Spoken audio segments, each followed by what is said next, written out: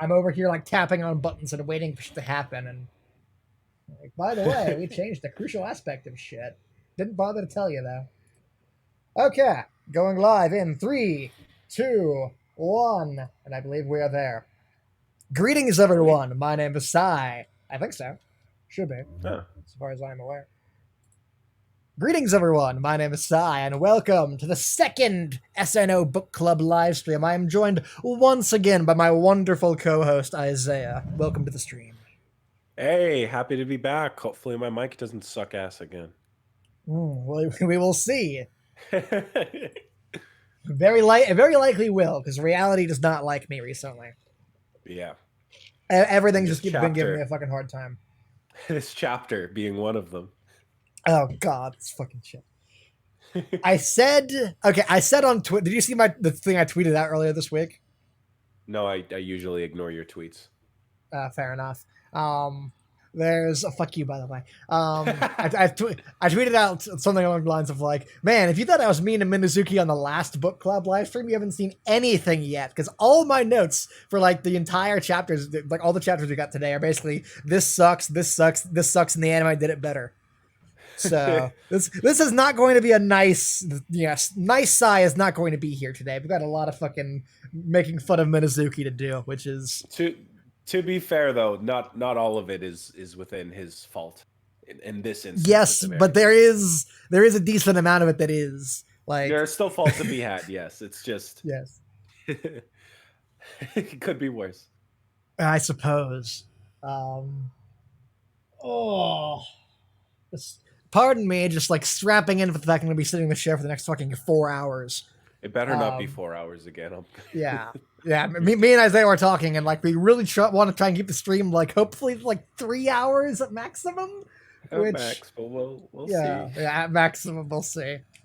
when we get the two of us going, like there's just no stopping. So unfortunately. Okay. Good to see all you guys come back for a second stream, by the way. Thank you all for returning. I can't believe you'd be wanting to hear us for another 4 hours, but I'm glad you're back. Now the question is, how many people do you think have actually read the manga? Like, well, I was seeing some comments in the chat last time that were saying like there was this one guy who had read the entire thing and was making comments throughout it and asking questions. Well, more specifically, how many of them do you think are reading it because of this book club? I'd say a few, because a couple of Minecraft. Sorry, is Isaiah one of the people you introduced SNO? Mr. Craft returns. Yeah, Mr. Craft. Is Isaiah one of the people you introduced SNO to with the embarrassing school story? No, I am not. No. Isaiah lives like fucking 2,000 miles away from me.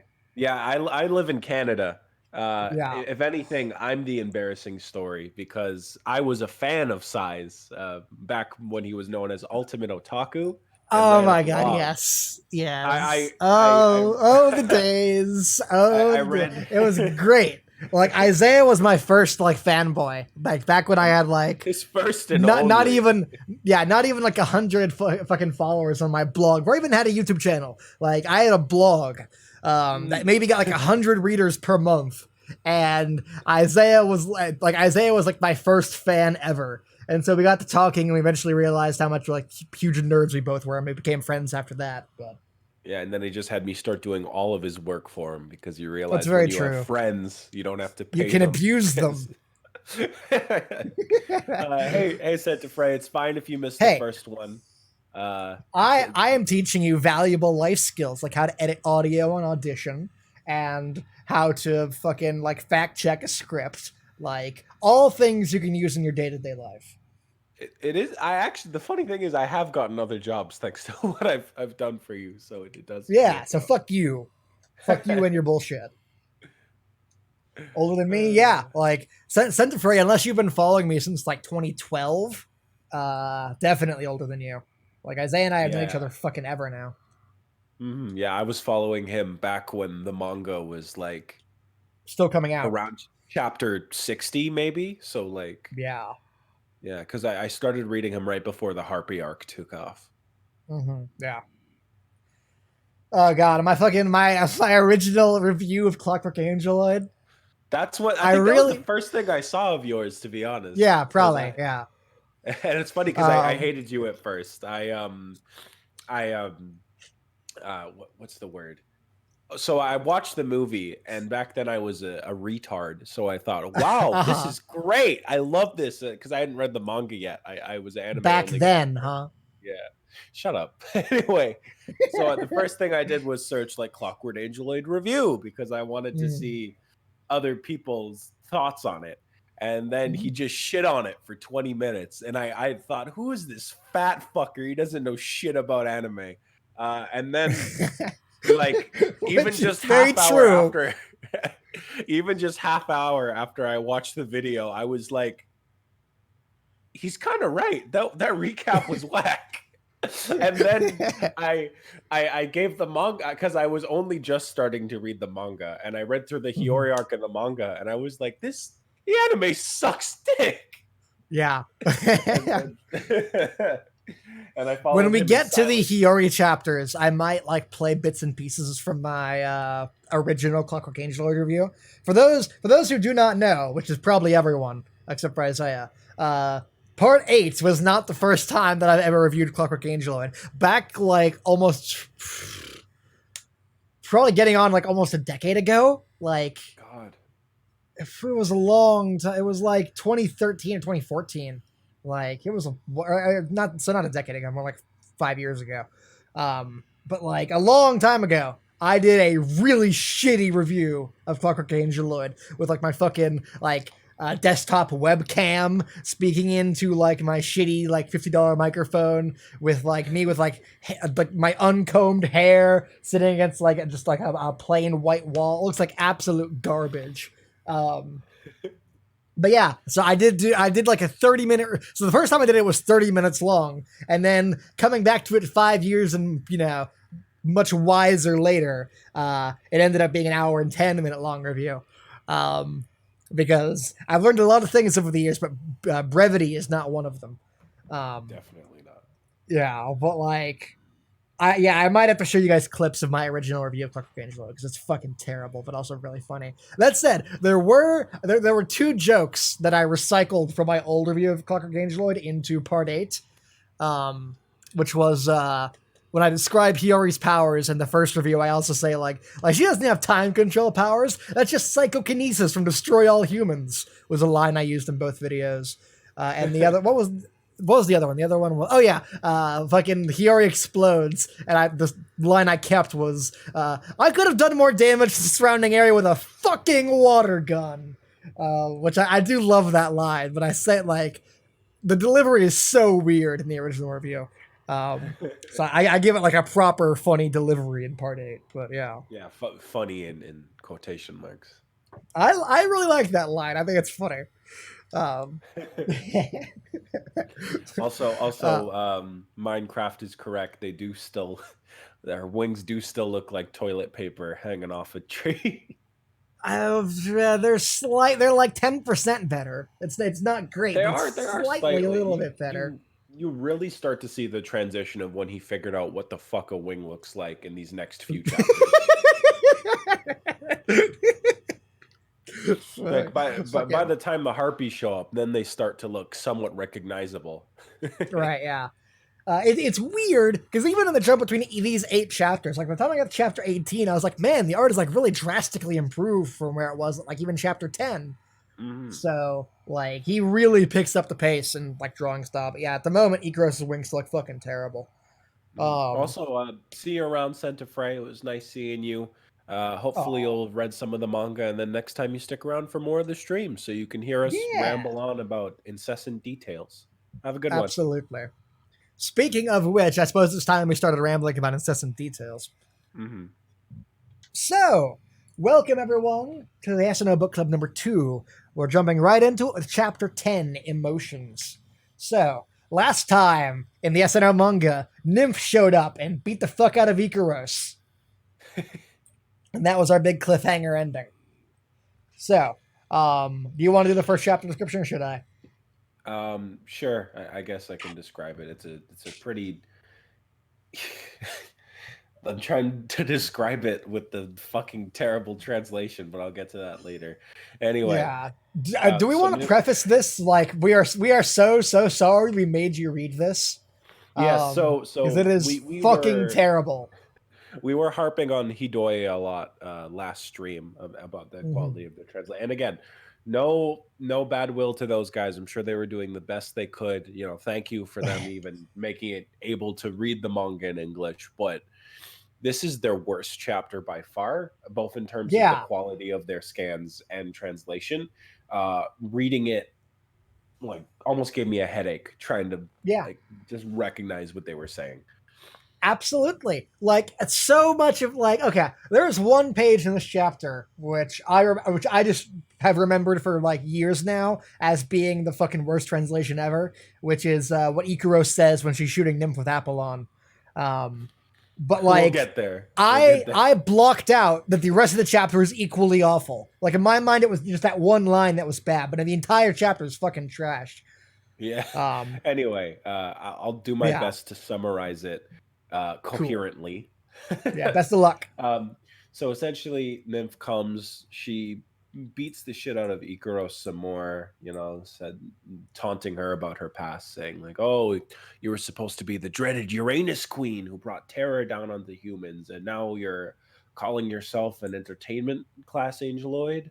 And she says that she's going to force her to come back to synapse with her. Meanwhile, everyone back in the Sakurai household is just wondering where Ikuros is because they're holding a little birthday party to her since I think it was Sugata's idea, Sugata and Sohara, who were like, oh, well, you know, angels, Christmas, might as well make it Ikaros's birthday. Right. And even Tomoki thought that they should go along with it because, you know, he's warming up to her. But we cut back to Ikaros. She's pretty badly injured. All she can focus on is, you know, going to get the fireworks for Tomoki. So Nymph decides that it's not having fun just beating her up like this. So she uses her hacking to restore Ikaros's memory, in which we get a flashback, see the Synapse and the other members of the Synapse High Council, who we don't see very often in the course of the manga. No. The Synapse High Council is mentioned once and then dropped completely. Yeah, well, I mean, there is a reason for it, but it's like it's a reason that comes up 60 chapters later is more or less a Right. hand Yeah. wave. But Right. Yeah. anyway, so the Synapse High Council order her to attack the Downers as they have been building the Tower of Babel from the Bible, Mhm. planning to build it all the way into the sky so they can reach Synapse. And so, as a little twist on the biblical tale, it's Icaros who attacks all of the people and destroys the Tower of Babel with Apollon. Uh, and remembering this, Ikaros's emotions return as well. And she decides to fight back against Nymph and just destroys her. Like it's Yeah. not even a competition, obviously, as Nymph is nowhere near the level of Ikaros. Mhm. Even after using Paradise Song, it does jack shit.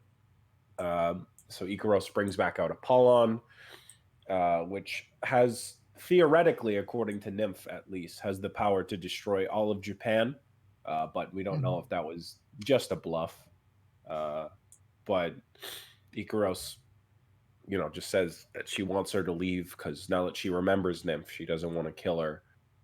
So Nymph flees, but her last words are saying that, you know, you can't keep this facade up forever. Once Tomoki finds out you're a weapon, he won't want anything to do with you.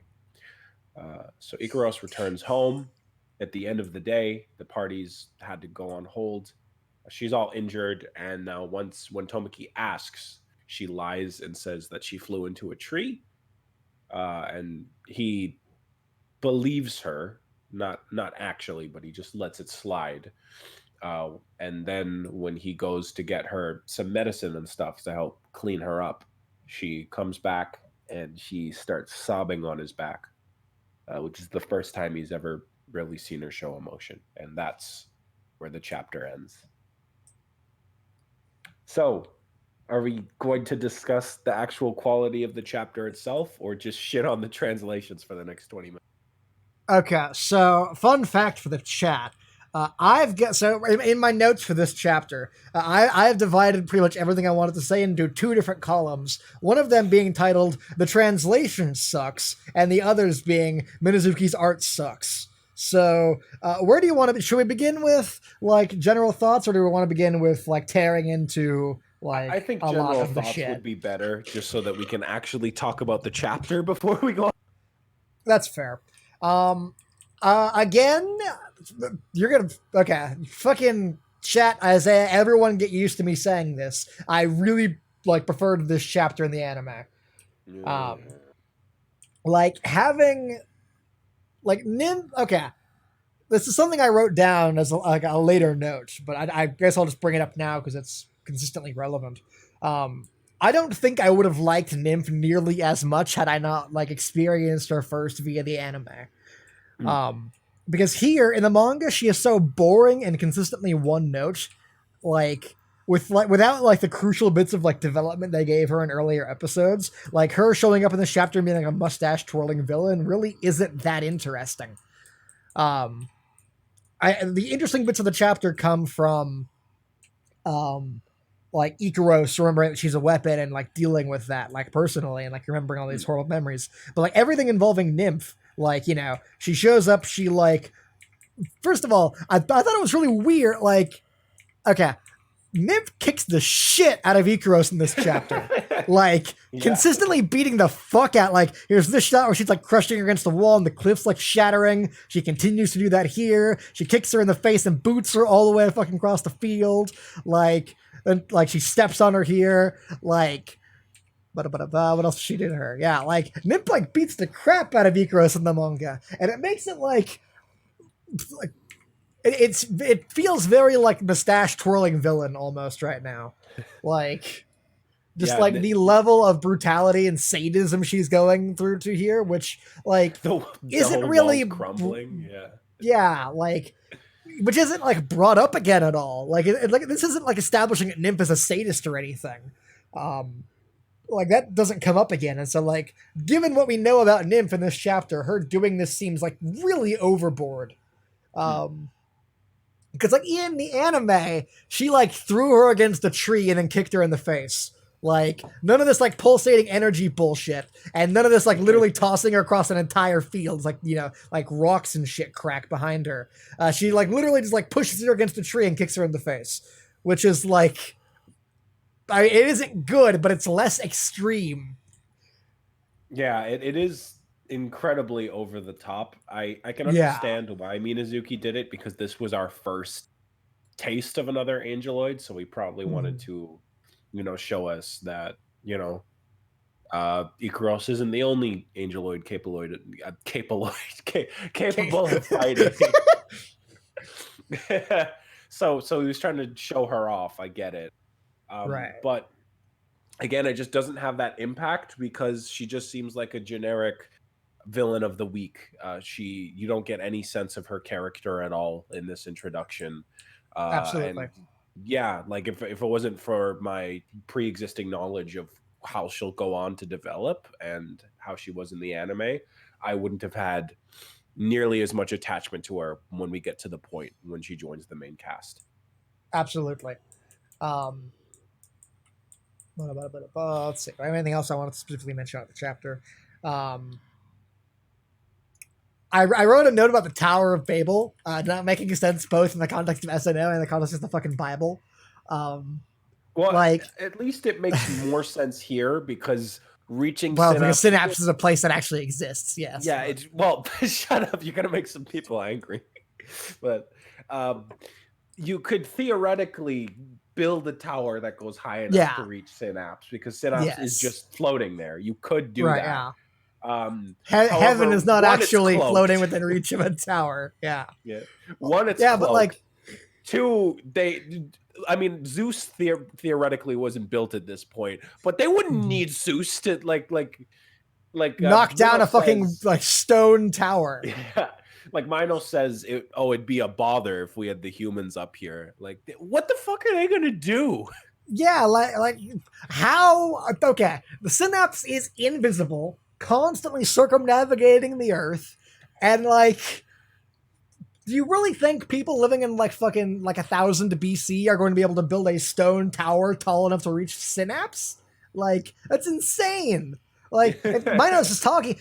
Minos is talking about this like it's like something he's actually concerned about. Like if they were to build a tower high enough, they'd be able to attack this paradise called heaven. Like blah blah blah. Blah. Like it's fucking bizarre. Like as a like okay, I vastly prefer it if the framing device were just like, hey, like the fucking downers are getting like high and mighty trying to build a tower to like like you know they think they're tough shit. Let's send Icaros after them and see what they think of that afterwards, right? Like well, I vastly prefer that idea to framing it like they're actually concerned about the tower being high enough to like let humans reach Synapse. Well, to be fair, the way that he does put it is that like, oh, it'd just be annoying. Oh, these ants want to come. Like yeah, he says they'd be able to attack heaven, but he follows that by laughing, like it's a joke to him. He's not legitimately concerned, but he's just like, oh man, that would be a pain. But like, right, it wouldn't get anywhere near close. And Synapse is always moving too, so who says that they're going to build it to the point where it just doesn't make sense in terms of even if they do? I just imagine Synapse like fucking like moving by at like 3,000 miles per hour, just like knocking into it and crashing the whole thing to the ground. Yeah. But yeah, Justice Slaps, you are correct. He does just not like humans in general, but just the thought that they would I don't have a problem with him sending Icaros after them for shits and giggles. My issue is that like they are framing this like they are like at least partially concerned about this tower they're building.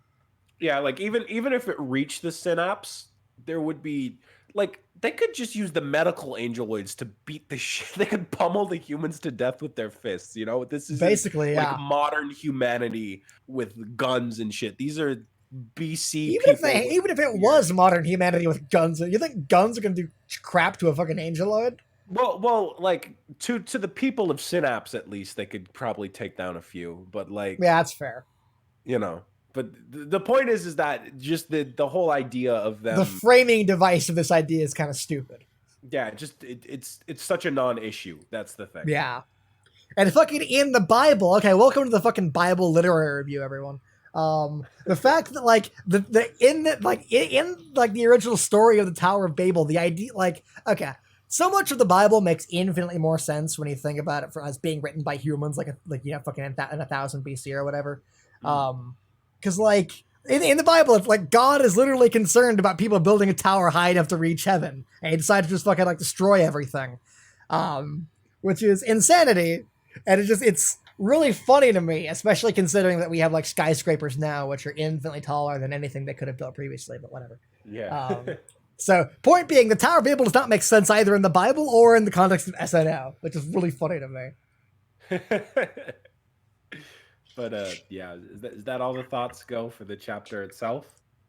Pretty much. What did you think of like the fight scene? Like, it was fine. Like it's just a pretty standard anime curb stomp, you know, where one character just has the upper hand. Forgive me, I have allergies. One chapter has the upper hand until the point where they don't.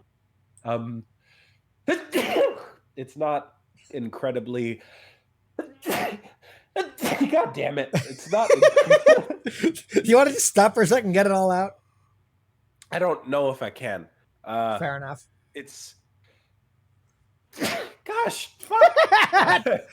This is going to be the rest of the stream. Get ready, guys. Yeah, I know. Oh, fucking hell. Okay. Okay, I'll take over. It's an okay battle. Yeah, there's not. It's very standard in terms of anime shit, though. Yeah. Yeah. I'm so sorry. Yeah, no, you're fine. I don't care.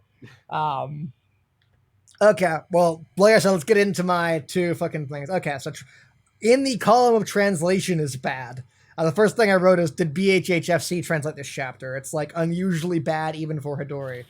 Or Hidoi or whatever. Hidoi, by the way, yeah. Yeah, whatever. I don't. They can't spell shit right. Why should I spell their name right? Fair. Yeah.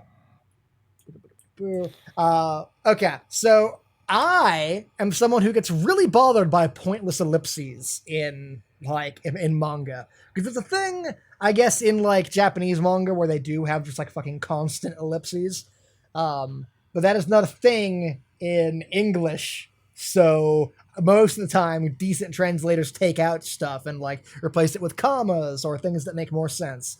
Hidoi or whatever the fuck does not. And so I actually like first page, nice to meet you, dot dot dot. Even though it's not the first time we've met, dot dot dot. I have a battle purpose angel or type beta nymph.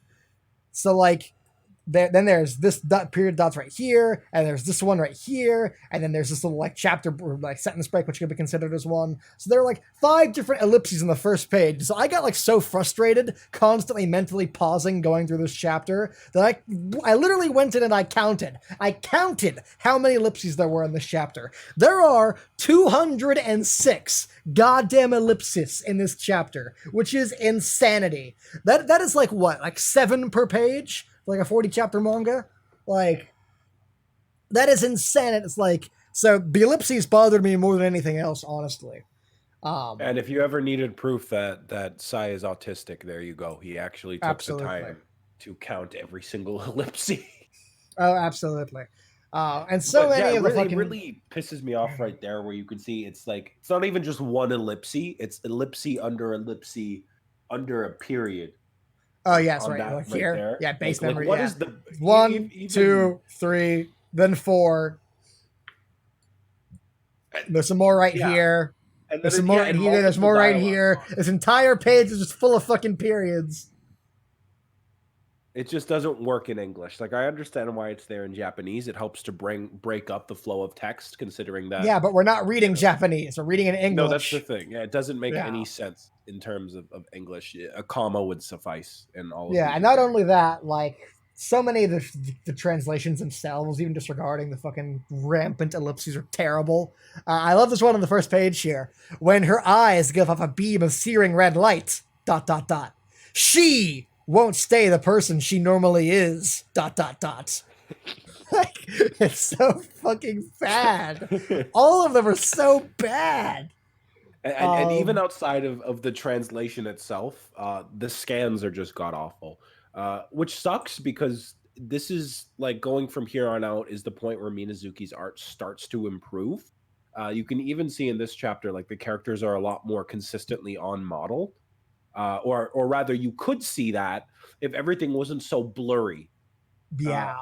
For the longest time, I thought that this was just the art style. But if you go into like RAWs of the Japanese copies of this, it looks nothing. The physical copies, yeah. Or my physical copies that I own. It looks nothing like this. They simply, either their scanner wasn't very high quality, or they were upping the contrast, which is something a lot of scanlation people will do in order to like erase flaws on a scan. But I can also erase a lot of the detail within the scan itself by trying to hide things like dust, specks of dust on the scanner. And it just makes it all look like shit. Like, the colors look inconsistent and murky. You can't make out any of the backgrounds, which is a real shame, because Minazuki has always been great at drawing landscapes. Everything just looks like fields of white or black. You can't even make out the snow. It just looks like nothing. Yeah, absolutely. Yeah. So the chapter, like, it's scanned like shit, but honestly, there are some images in here where, like, I don't think that really would have helped. I think specifically this image of Nymph right here, like, doing this kicking pose, is hilarious to me. First of all, her, like, boot right here does not look like a boot at all. It looks like a fucking, like, sock puppet. Like, hello, kids, it's time for the puppet show today. Like, this is hysterical to me, because it does not look at all like a shoe. Did you even see Nymph's hand on the first page, like the color page? Oh God! Look at her hands. Why? Why did you fucking point this out to me? This is terrible. What is this? Could not draw hands to save his life. It's just like one. What is this? What is this? Oh my God! Why? Why did you do this to me? Fuck you! He got a lot better as it went on, but she's like the fucking like sister of like Slender Man. Like, look at this shit. Oh, it's so bad. It looks like Lanky Kong. Are these supposed to be like fingers right here? Is that what this is? I'm pretty sure. Oh my God. What the hell? Can't even see the so wrists at all. bad. There are no wrists. It's just like it's fucking noodle. Okay, well, thank you for ruining that for me. Yeah, no problem. I was going to say this image of like Nymph like allegedly kicking her looks like that one image of Rem from ReZero. She's been like all twisted up. Have you seen that? Yes, I have. Yeah. So it looks like just Nymph's bones are broken here in like 5 different places. Let's see. I wrote that I wanted a translation check. Obviously, we can't do that. On the battle purpose? Yeah.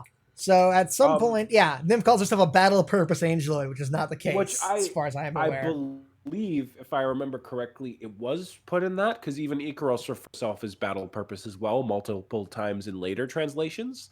It's the same as how Ikaros calls herself an entertainment purpose angeloid, even though she's a cherished class in the manga. Right. Because when we see Nymph's class in the next chapter or two, whatever it is, it's still electronic warfare. I suppose like if you compared it to like the medical angeloids, and she is a battle purpose angeloid, I guess. Exactly.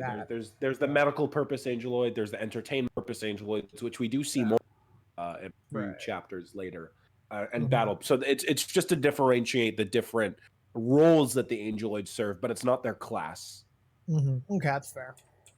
Yeah. I was going to say, what was I going to say?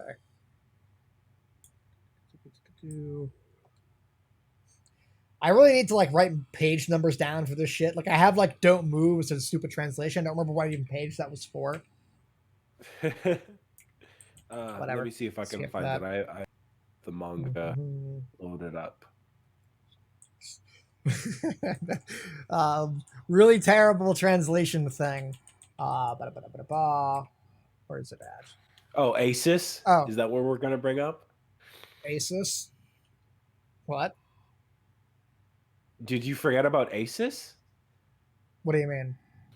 After I destroy you, I will use the Asus to completely clean the world. Oh, well, we'll get to that in a second. I do have that, of course. That's, yeah. I remembered that word for word, too. Yes. Yeah. I love the fucking translation on this page. You, ... Why did you cry? I merely unsealed... Hold on. Fucking page broke. I merely just unsealed your lost memories. ... And your thought ability. ... But there's no response from you at all. ...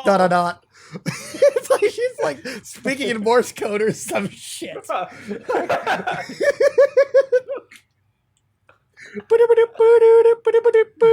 Like it's oh, it's so bad. Oh goodness. What else do I got? I have Nymph saying, "You don't think I'm only capable of damn! This is so infuriating. That thing is so infuriating. You don't think that I am only capable of electronic attack." Are we just going to speak in Morse code every ellipsis now? Oh, absolutely, absolutely.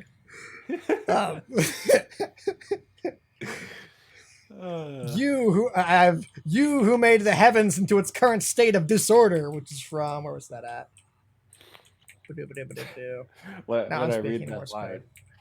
I read that line, all I can think of is System of a Down. What? I'm not familiar with System of a Down, so. You won't get the joke then. Nah, sorry. It's fine. You, who was once given the title Queen of the Skies, that struck fear into everyone's hearts. You, who made the heavens into its current state of disorder. Like, God, the translation's so garbage. Okay, here's something I wanted a translation check on. When Ikaros awakens and attacks Nymph with Artemis, she says, "Damn! Why? Why did she awaken? Don't tell me my masters plan to use my virus infiltration program for this purpose." Is that a thing in the manga? Do they plan, the Minos plan to awaken her? It's never expressly stated, but I do believe like that doesn't make any sense to me. Like I'm far willing to believe that's a shitty translation. I know I can see how it makes sense because Minos always wanted Ikaros to return to him, and it makes sense that he would want her at her full capabilities. Once she has been captured, sure, but like if he wants Ikaros back, then like letting her awaken is fucking stupid. I don't know. Minos has always been a weird guy who kind of enjoys the game side of it, you know. So like I haven't expressly translated it myself to double check, but I'm Mhm. pretty sure that that is a thing. Okay, that's weird to me. I don't know. It doesn't. I don't know. I can see it Hmm. given how Minos is. It doesn't really surprise me. Right. I was going to say, in terms of like the art sucks. Look at how great Artemis looks on page 27. Like, oh man, it must have taken him like seconds to draw this. Lines. Yes, lines. He gets better with that because like he still does things to this day where it's just like a line, but typically I don't know. There's Okay, just something very if it had even amateur about had how it's like portrayed here. yeah, in the anime, there's like Artemis is like a little like triangle rocket thing with like a trailing white light behind it. If we had had that at least, like I think this would look less terrible. I think this looks terrible. Like, It is very simple. Yeah. yeah, I just just think that I'm thinking of future examples where it looks fine in the manga, but yeah, here it's very amateur. You can't even tell what it is she's shooting. looks like sperm cells racing into an egg. Minecraft. Yeah. Uh, Uh, okay. Also, Well, those are just my notes for the slaps. chapter. You are incorrect. Nymph Gang sucks. Harpy Gang rise up. No, Underrated gang. Nymph Gang is the best. Yeah, Nymph Gang's going to jail. Mm-hmm. How many figures does Harpy Gang have? Unfortunately, none. Mm-hmm. Yeah. Well, I mean, there you go, right there. Okay. Piss off. So, like I Anyway, said, I think what's this the is just a chapter? yeah. I think it's a better chapter in the anime. Yeah, it's on its own, it's fine. Like it's another one of those chapters where aside from like Oh no, wait, we circumstances. did forget the big translation. I forgot. Oh. Okay, so the worst translation in the entire chapter is after Ikos pulls that Apollon. Nymph goes, Apollon! Is she getting serious? But if you use that, this country will be destroyed. I don't care. After I destroy you, I will use this Aegis to completely clean the world. First of all, Yeah, okay, Aegis. Aegis. Yeah, so Aesis. So it's supposed to be a G, but they fucking misspelled the fucking. Which is funny because all of the Greek names are written in English in Japanese. So Yeah. like I don't know how he fucked that up. Yeah. Two, they've already shown earlier in the chapter that it's a shield. Yeah. Like, okay, so what the sentence implies is after I destroy you, I will use my shield to completely destroy the world. Is what this implies. What she is supposed to be saying? Like Nymph says, like if you use Apollon, then like the entire country will be destroyed. What Ikaros is supposed to be saying is that like after she fires, she will use the shield to contain the blast, so it'll only hurt Nymph. And then Nymph says like even if you do that, like there's no way you'll get away unharmed, which makes sense. But then Ikaros, like they change the translation to like after I destroy you, I will take over the world with my shield. Which is the She's still stupidest following thing in that the first world. order from chapter 2. Yeah. Oh God. That's how she wiped out all of humanity. with her shield. With God her damn. powerful shield. Oh God, it's terrible. Anyway, sorry, I interrupted you. What were you saying? I don't even remember. General chapter recap. Saying, It's fine. decent. It's fine.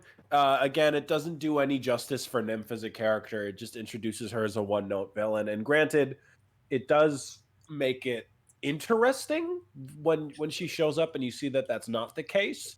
But it's better with the setup that the anime had. This is it doesn't get you invested in her right away. Yeah, no. Like I really just don't care about the battle happening in this chapter. It's like what Yeah, I talk about in part one. Is like it reminds me of like the opening of Camp Fur, where the two girls are just fighting for no reason that's never explained. And you just don't give a shit because it's like like this chapter's a bunch of like squiggly lines like ooh action movement exciting, but like I mean I sort of care about Ikaros, but like Nymph is just fucking boring, and most of this chapter is Ikaros just like shitting on Nymph, so I don't really like I'm not like yeah, that's the concerned for thing. Ikaros. So It's not a it's mostly just like particularly flashing exciting lights. fight either. So Yeah, it's not exactly. like it's some really cool, interesting fight where there's a cool dynamic like another shonen. Yeah, It's like just in the Nymph anime, by kicks. this point, you're invested in both of the characters. So when Nymph is winning, there's like tension that Ikaros is losing. And when Nymph is losing, you sort of care about Nymph too. And so like when she starts losing, you feel for her as well. So it's like there's investment Yeah, no matter what's happening in the anime. In the manga, there's investment for like the first couple pages while Ikaros is losing, and then Ikaros like activates God mode, and then it's just like we've got 20 pages to go, and it's just like a bunch of boring shit you don't care about. I do like the note that it ends on though, with Ikaros crying on Tomoki's back. That is a genuinely well done moment. Yeah, But I again, agree. better in the anime. Yeah, I also agree with that. Anyway, I think we spent enough time laughing at this translation. It's so bad. Okay, The next so that was chapter chapter should be 10. 11 should be incredibly short to go through. Yeah. So the plot of 11 is so Ikaros is dealing with the fact that, like in an earlier chapter, Tomoki's like, you look like a weapon out of a movie. I really hated thinking that. And so now that Ikaros knows she is in fact a weapon, she's like living like trying to keep that a secret and like lie to Tomoki. So she's like dealing with like the guilt and trying to hide that and like what she thinks is right and wrong. Meanwhile, Tomoki wants to go into the girls' bathhouse, uh, Which is a which great is page. Like yeah, just the switch from Ikaros' genuine concern, what yeah. Like I Tomoki think wonder of what he's me. thinking about. Like All he's I want to see some girls. I want to see some tits. Yeah, it's great. And it's a great page that Minazuki will continually reuse in multiple other chapters, and I Yes, he always love does. seeing it. hmm So, Tomoki wants to enter a female's bath. That is all. Therefore, readers who also wish to enter a female bath area, turn to the next page. Readers with absolutely no interest in the female bath area, please return to the cover page to read some other manga titles. I That's love one of my that. favorite jokes. Is if you don't like it, fuck off. Pretty much. Yeah, I love it. That's great. Um, That said, okay, so we're still chapter tradition. So Tomoki plans to use one of Ikaros' cards to sneak in. Unfortunately, Sahara cuts his plan off at the head by stealing all of Ikaros' cards. Ahead of time, Tomoki tries to win with Suguta to help him. Initially, he wants nothing to do with it, but then Tomoki's like, Suguta, what if the new world is inside the girl's bathhouse? And Which suddenly is Suguta's genuinely one of my interested. favorite exchanges of dialogue in the entire series. In the anime, yes, absolutely. Here, don't like it nearly as much. But It's like, not the greatest here, but the panel of Sugata just immediately whipping the always yeah, puts a smile on my face. I agree that that is a good panel. But yeah, so Tomoki's like the new world Suguta. He's instantly on board. Yeah, just Um, instantly. That's what I love. Like yeah, all you see is surprised reaction, and then he just already has the card out. yeah, I love that. So he uses Yeah. the card to summon the quantum transformation device. It's finally here. And actually, really cool addition that isn't in the anime is that as they're like, it'll be a dangerous journey. Are like, do you have what it takes? And they're like, yes. And they do like a hand clasp of friendship. What I really like is they're like being disintegrated by the quantum transformation device as they're doing this. They're just like them like disappearing as they like reach out and like shake hands is a really cool shot that I really wish the anime had used. Like, Yeah, it's I great. I It's really like like that. it reminds me of that one clip from that movie. I can't remember what it is. With like Arnold Great, yeah, Schwarzenegger. thanks. And you know It what I mean. reminds Like me of that one that clip clip. from that movie. You know what I'm talking The about. one that's been like meme to death. The one with Arnold. Oh And, yes, yeah. In yeah, Predator, yeah, in Predator, Predator. where That's he it. Yeah. like when he does like the hand clasp and like the Yeah, muscles or whatever. son of Yeah, a bitch. Yeah. yeah, exactly. Yeah. So then we go inside the girls' bathhouse, and it looks like Nymph is here as well. So that's nice. Um, Also, real quick, yes, Minecraft. We will be going over the bonus chapters. mhm. So yeah, Tomoki goes into the girls' bathhouse, and change. Okay, lots of changes from the anime. Mhm. In the anime, he like turns directly into Tomoko and like spends the entire chapter like training to be a girl and like going around and ingratiating himself with everyone so that when he goes to the bathhouse they all know who he is. Here he just like immediately goes there and he starts off not as like in girl form, but instead like just like possessing the inanimate object that is the like bath. So Tomoki just like is the water now. Which is Um, recycled later in Forte, in the yeah. swimming pool scene. hmm Um, So Tomoki is like transforming into an inanimate objects here.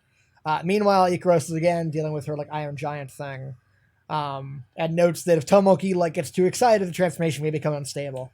Of course, Tomoki is not listening because he's having fun doing like Kirby shit. Then the titular characters walk in, and then Tomoki transforms himself into a bar of soap. And I got to admit, it's kind of like I do like the progression of like haha, like reaction to like him enjoying it, like laughing, to eventually just like this face right here, where it's like, wait a minute, and then like Soap Tomoki begins having an existential crisis. Like this my face favorite right thing is here that was really he's like funny. physically dissolving, like as the Yeah, soap, and his face is like sliding off the bar. yeah, that's also really funny. It's great, Um, yeah.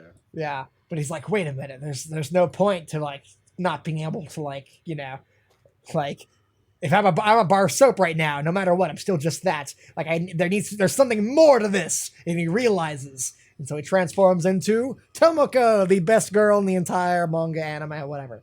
Uh-huh. The single hottest character design Mizuki's ever come up with. Okay, we're gonna have an argument over that later, but Okay, continue. sure. So Tomoko goes up to the president and is like, "Wow, aren't you the student council president?" And then Mikiko doesn't know her because again, this is drastically different from the anime. He's like, "Hey, can I wash your back?" And she's like, "Sure." And I, this is so much worse than the yes in the anime. Yeah, yeah. Like this is such a massive downgrade from that joke, Oh, which is okay, but probably that's it's probably a little the funniest unfair. joke in the entire anime. It's a Like little unfair because the voice actors in the anime could always make the scene better because that's true. they're so fucking good and always Okay, improve. regardless, I think like a panel of like the same shot they do in the thing where he like rubs his hands together and fire behind him and goes yes. I think that would have been like not even if not as funny, still funnier than this in the manga. Hmm. So Tomoki goes to fucking town. Ikaros is like, hey, you should stop before a transformation breaks down. He does not listen at all. Uh, I do love this. This is funny. I credit where it's due. I do like this. Like Tomoki transformed into a fucking monster right here. Yeah. Um, and then he gets a little like faucet where his dick should be. Then Futanari, yeah. So Mikiko everyone's touches favorite it. tag. Yeah. Transformation device breaks. I do love the image of it just like giving up, like falling apart. And Tomoki transforms back. Sahara beats the shit out of him. We have a little angel Tomoki flying to heaven or synapse or whatever it is. Then I do love that the shot of like Sukata is just booking it out of there, which I think is something that's very easy to not notice, but it's right, fucking yeah, hilarious that this yeah, second things went to shit. Because remember, he's the wall in this period of right, time. yeah, So absolutely. Yeah. while they were all distracted killing Tomoki, he jumped on his bike and fucking booked it. Is there like any like scenes of like him doing that? Because that would have been like 20 times funnier if we like saw him in the background or even just a Yeah, single. I No, wish he's you could not see there. him like in the background. Just that Yeah, would have added to it. It's just the thought of that yeah, happening that is yeah. quite funny. Also, they call him Sakurada-kun in this chapter, which is bizarre. Like, Yeah, I don't know if that was a mistranslation or it's not. gotta Uh, be. it could be some like weird other honorific That's that fair. or something because Like a sometimes reference like to something, or yeah, could be, yeah, but I'm leaning on mistranslation because there's still yeah, Satsuki. What was it, Satsukida in the early yeah, or chapters? something. Yeah. Satsukane. Yeah. Mhm. Anyways, so Tomoki's punishment is he has to clean the entire bathhouse. We find out in the manga that like no one cares about Ikaros' wings in the context of the manga's timeline. I do like that scene quite a Yeah, lot.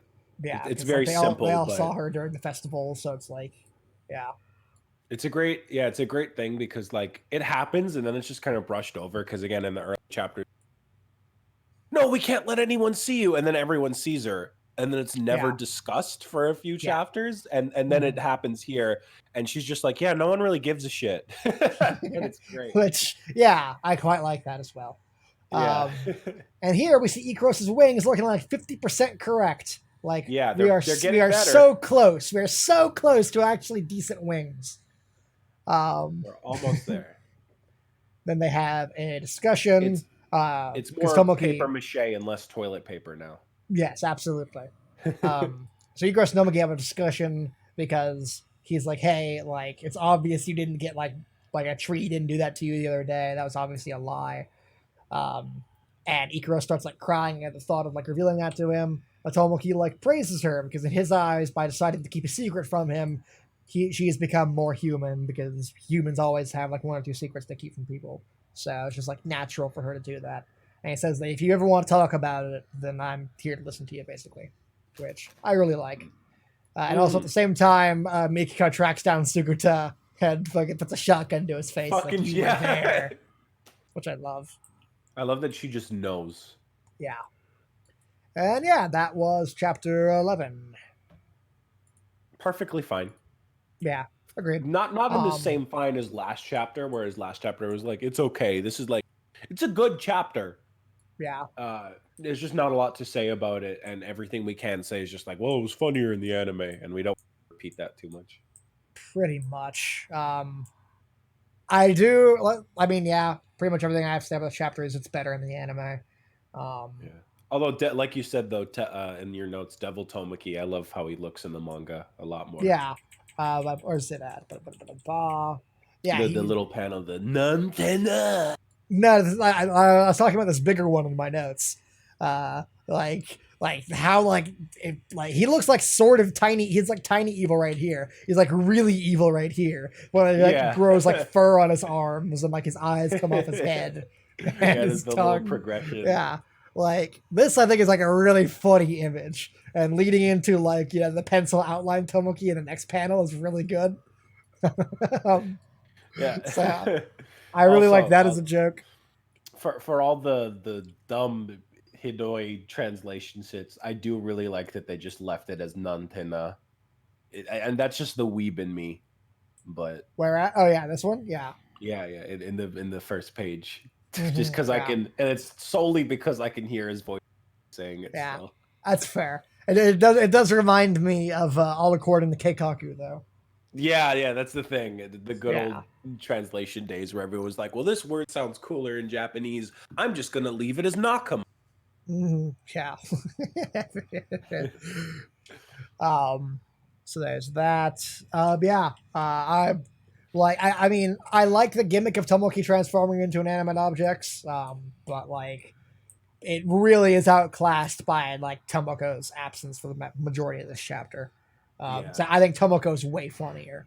So definitely, like just the idea of Tomoki like scheming with Tomoko was great in the absolutely. He like straight up decided to just live a double life and infiltrate himself in first so that he'd have their trust. Yeah. Not only is it funnier, but it just makes more sense as something he would come up with than just. Absolutely. And like, seeing Tomoki, like one of my favorite bits of episode 11, which is funnily enough the same chapter number that this is I like that. Like Tomoki, like seeing Tomoki like reading from like a like fucking book of like anime girl tropes and then deciding to like live that like like the first thing he does is he runs into someone and like on his way to school and like they knock each other over. Yeah, toast in flashes. his mouth, and yeah, like runs into some guy and like flashes him, and is like, "Oh no, pervert!" and then like runs away, and like so the entire like school scene where he's like pretending to be like what he thinks is a girl is really It's so great. it's really funny to me. And so like you're And it lacking so works, much. dude. Yeah, that's the funniest bit is that like Tomoki that's this like weird fucking like anime-ified version of what he thinks females are like. But by the end of the day, his entire class has fallen in love with him. Like it's so funny.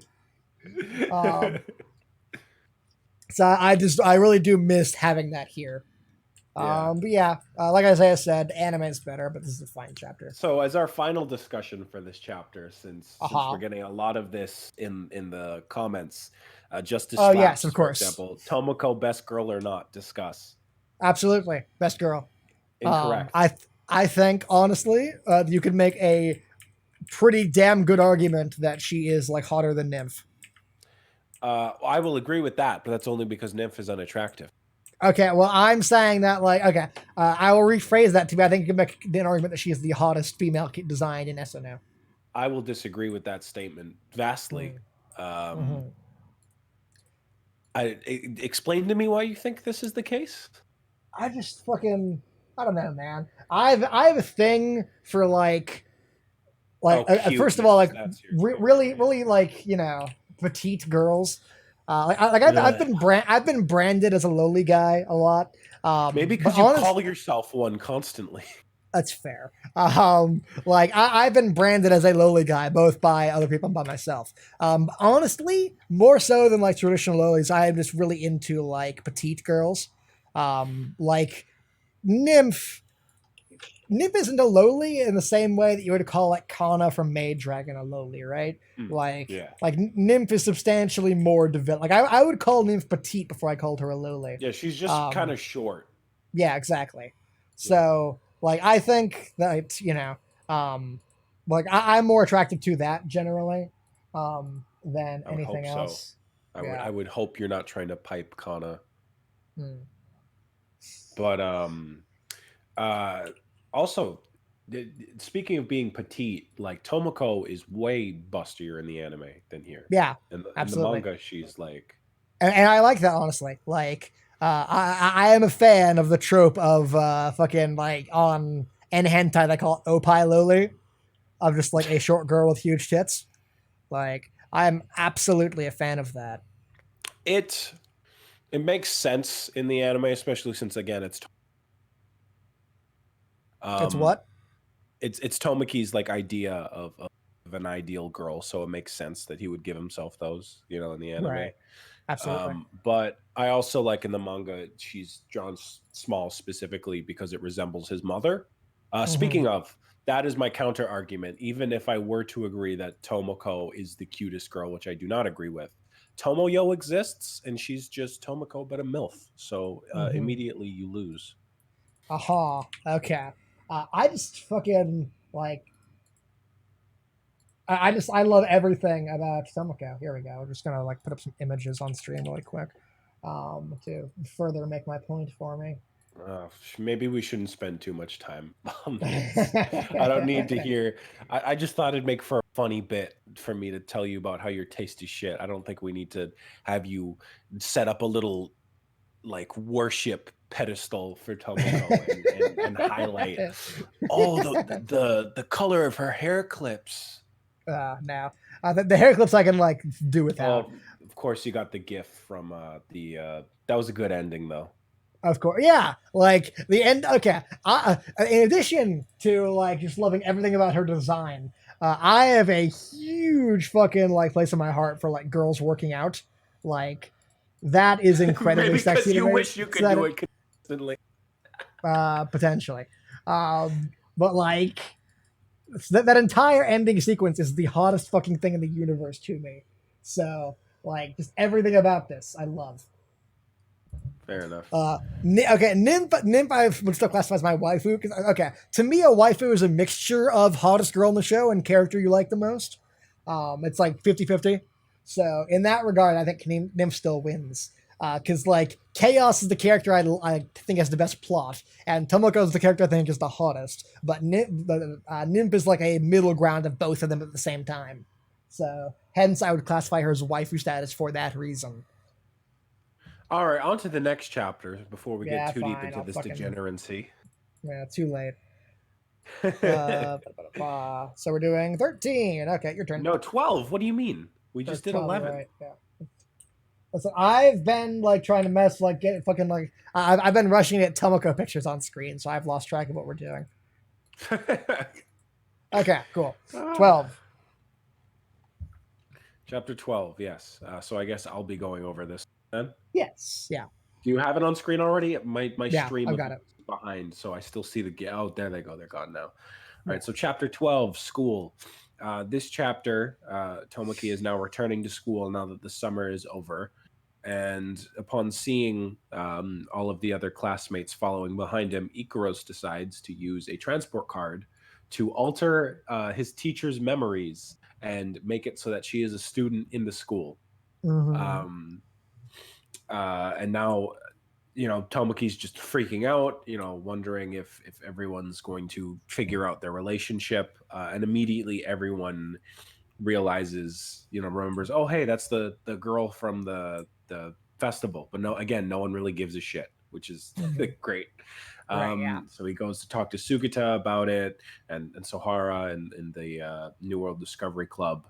And Sugita says, like, well, really, this isn't that big of a deal. You wanted her to become more human, so this is, will be a good experience for her. And so ultimately they agree to just let it continue. And then we get some great visual gags of like Sohara doing her best in school, and Ikaros just, now that her like thought capabilities and stuff are fully unlocked and stuff, Right. she is just immensely better than her at everything. So just these great pictures of Sohara, like, oh, let me look at your notes, and they're like so clean and put together. And so she moves away from Ikaros and then erases them, and it's just a really good little gag. And Ikaros is better at cooking. Sohara's cooking is notoriously bad, which we'll see more of later.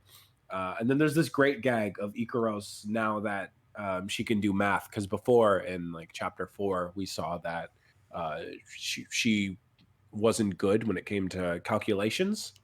When she taps into her like Uranus queen mode, she can now.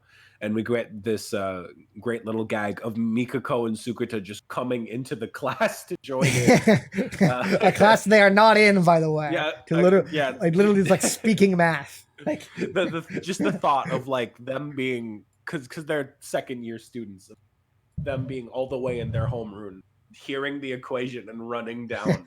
It's just it is really good. funny. Yeah. And then the best gag in the chapter, which is unfortunately ruined without the audio of the anime, the Apple gag where they're speaking English. Still good, but man, without the delivery there, it's lacking. Yeah, agreed. And then we see another great bit where Ikaros uses a card again to make the teacher go fucking psycho. He like has an aneurysm as she takes over his mind. And he's like, okay, today's Ikaros teacher today, guys. And Sugita and Mikako are just allowed in the classroom again. Yeah, so they just appear. And so Ikaros just decides, today I'll be teaching you all how to fly.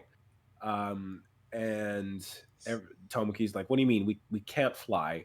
We don't have wings. And Ikaros, in this very great piece of foreshadowing, when you look back on it in the future, Ikaros says that everyone has wings. You just can't see them. And she says that Tomoki's wings are the largest of all. And so she invites him to try to fly, and everyone in the class cheers him on. For once, the entire school has his back. He did have this great salute, this whole speech about believing in yourself. He jumps out the window and immediately fucking falls. And so life just continues with Ikaros in school. Everyone's just kind of used to it, but now she's getting love letters from everyone because, of course, she is. She doesn't really understand them, but she reads every single one regardless. And Sohara prods Tomaki like, "Oh, don't you love Ikaros?" And Tomaki's like, "Are you stupid?" And so she beats the shit out of him. But it also makes her quite glad because Sohara's childhood friend bullshit. Um, and then it cuts back to Ikaros reading through the words and the love letters, uh, the SNO The love letter, the which love letters to Heaven's Lost Property. Yes. yeah, there's more love letters in this chapter than any work Sai's been doing on part 10 That's in a very while. true. But I've been even making though she fantastic progress with part 10. Fuck you. yeah, yeah, I've yeah. written like 4 pages in the last 2 days. So even though she can't understand what everyone says when they say "I love you" to her, for some reason it upsets her. And then we cut to Synapse, back to Nymph and Minos. Minos is saying, "Wow, you're really fucked up, Nymph. You did shit." And he tortures her a bit as punishment with Even though this is some apparently with what I like wanted to have happen.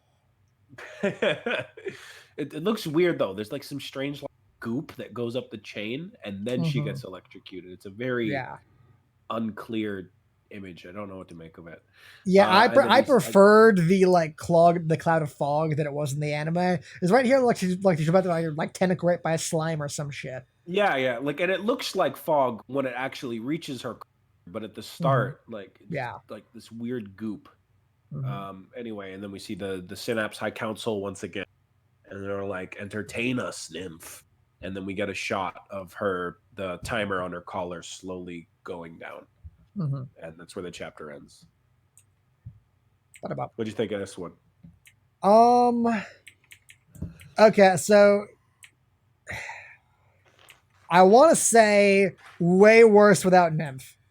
Again, this in the anime, this is one of those crucial episodes that like builds up Nymph as a character, and so like her loss here is like felt really strongly to me. It's like in the anime adaptation of this chapter, I think the best moment of it is when Nymph opens the birdcage. Oh Like God, yes. I love that moment. So not having it here, like again, it's one of those things that makes Nymph in the manga way more boring than she was in the anime.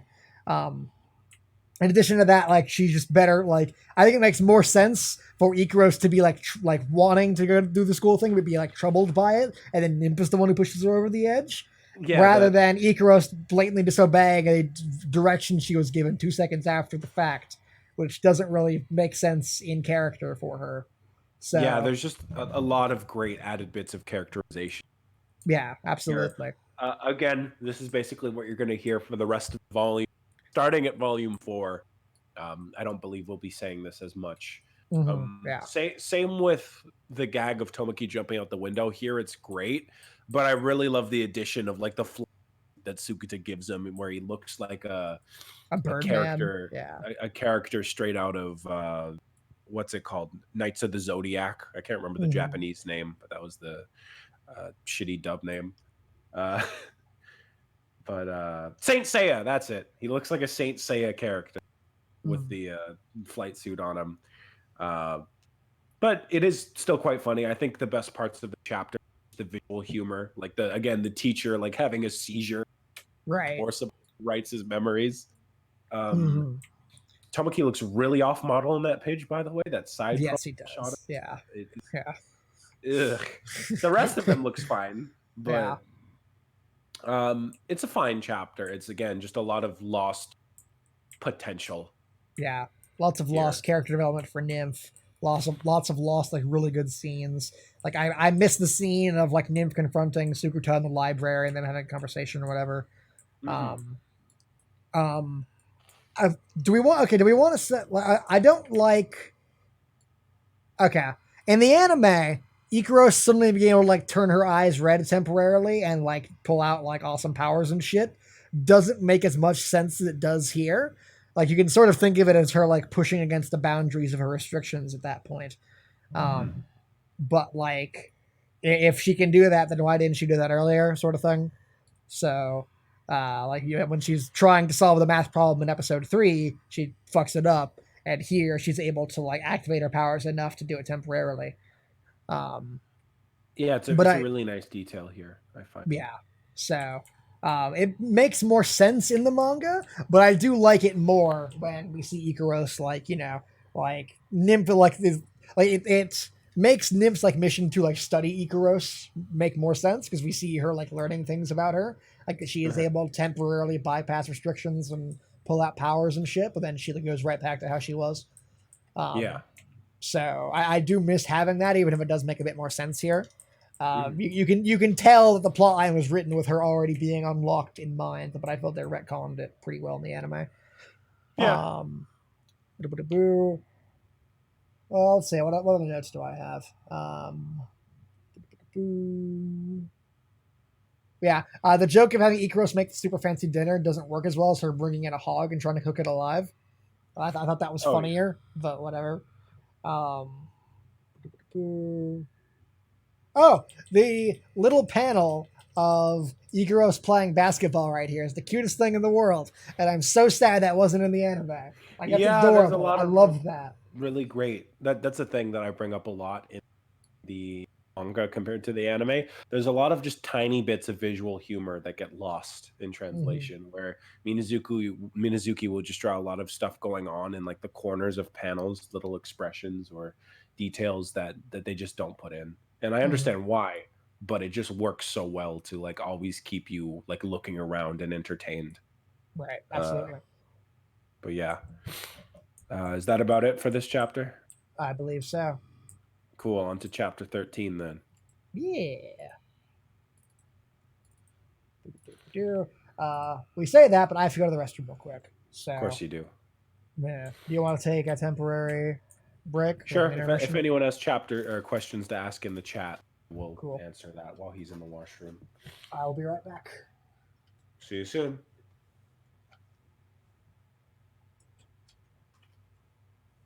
So, anyone want to ask anything, whether it be about the series or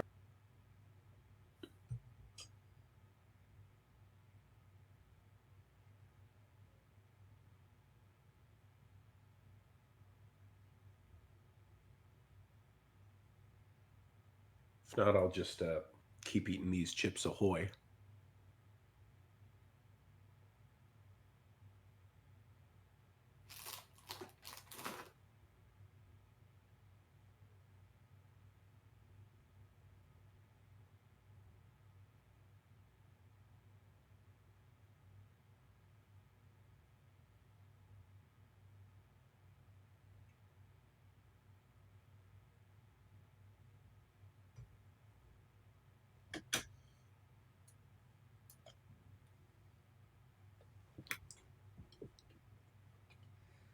I return.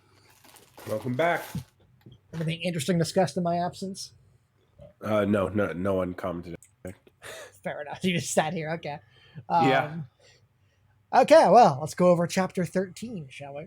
So the chapter opens on Tomoki quietly sipping tea, and Nymph suddenly being in the house, and Tomoki being off put by this. Number one, number two. I got so Tomoki like bullies Ikaros like, is that your friend? Like, get her out of my house. Nymph calls him a bug. And then, yeah, he actually gets mad, like throws Ikaros out. I love this little image of Ikaros being That's thrown so out of great. the house. And meanwhile, all of them are sitting over here waiting to go on a picnic, I believe.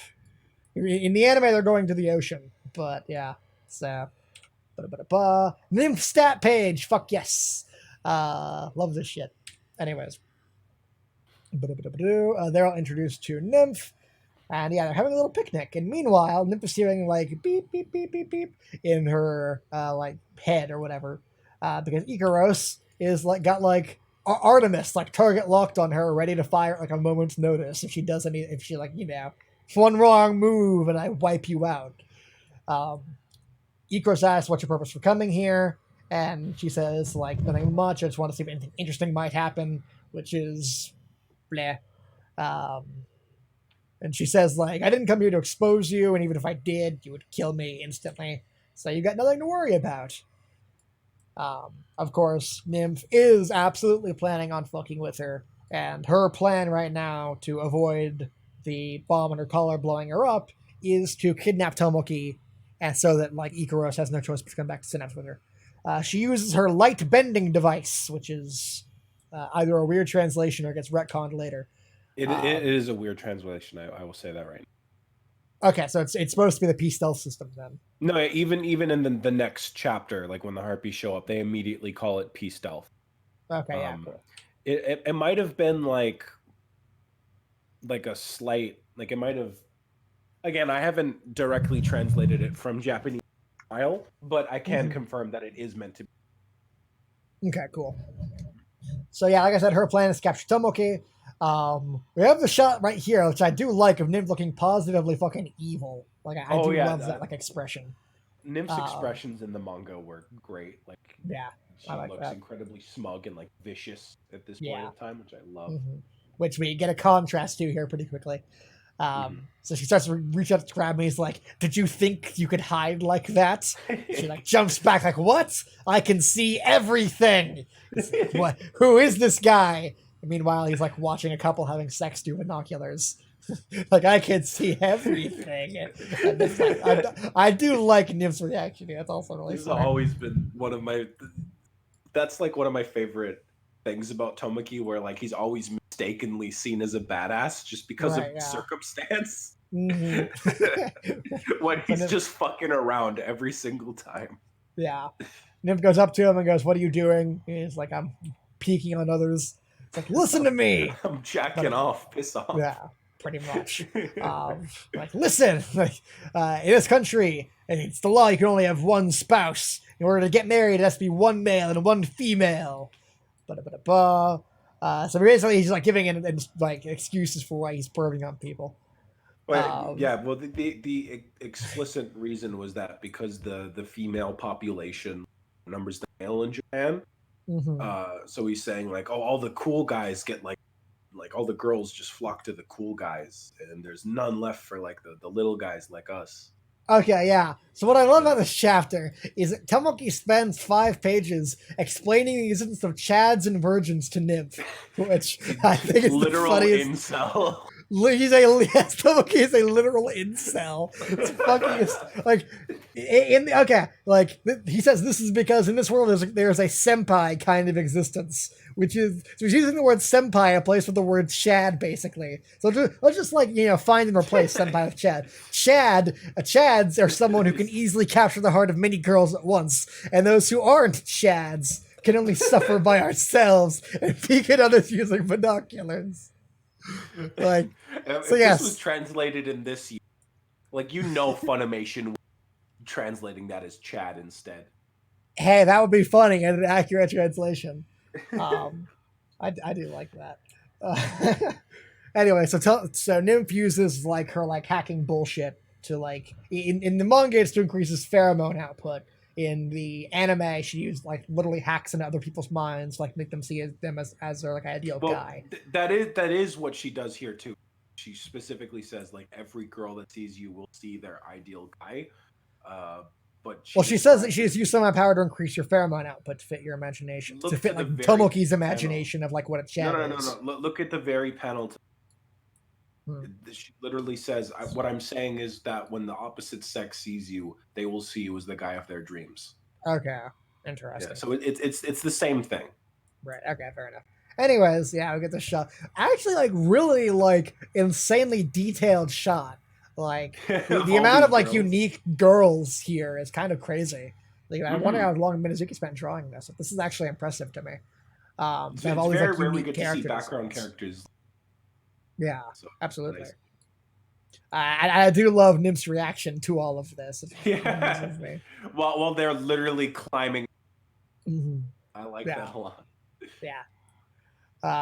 So all the girls around him just like faint. So and then the interesting thing: does Nymph get affected by her own hacking thing, or is she just like saying she got taken in by his plan? I think I'm pretty. She says like, "Damn, I almost got charmed by him." Which makes me think that she like fell for her own thing. No, I don't think she fell for her own thing because like she has no reaction throughout this. Right. I'm pretty sure she just meant like fuck. I do like her like fucking pose on this page. It's amusing to me. Yeah. Yeah. So she's like, I have to hurry up and capture this guy soon. But he's like, thank you so much, Nymph. And we get a really cute shot of her face. Really love I do that like page. that. This Yeah. this is when his art really started to become more consistent. Mm-hmm.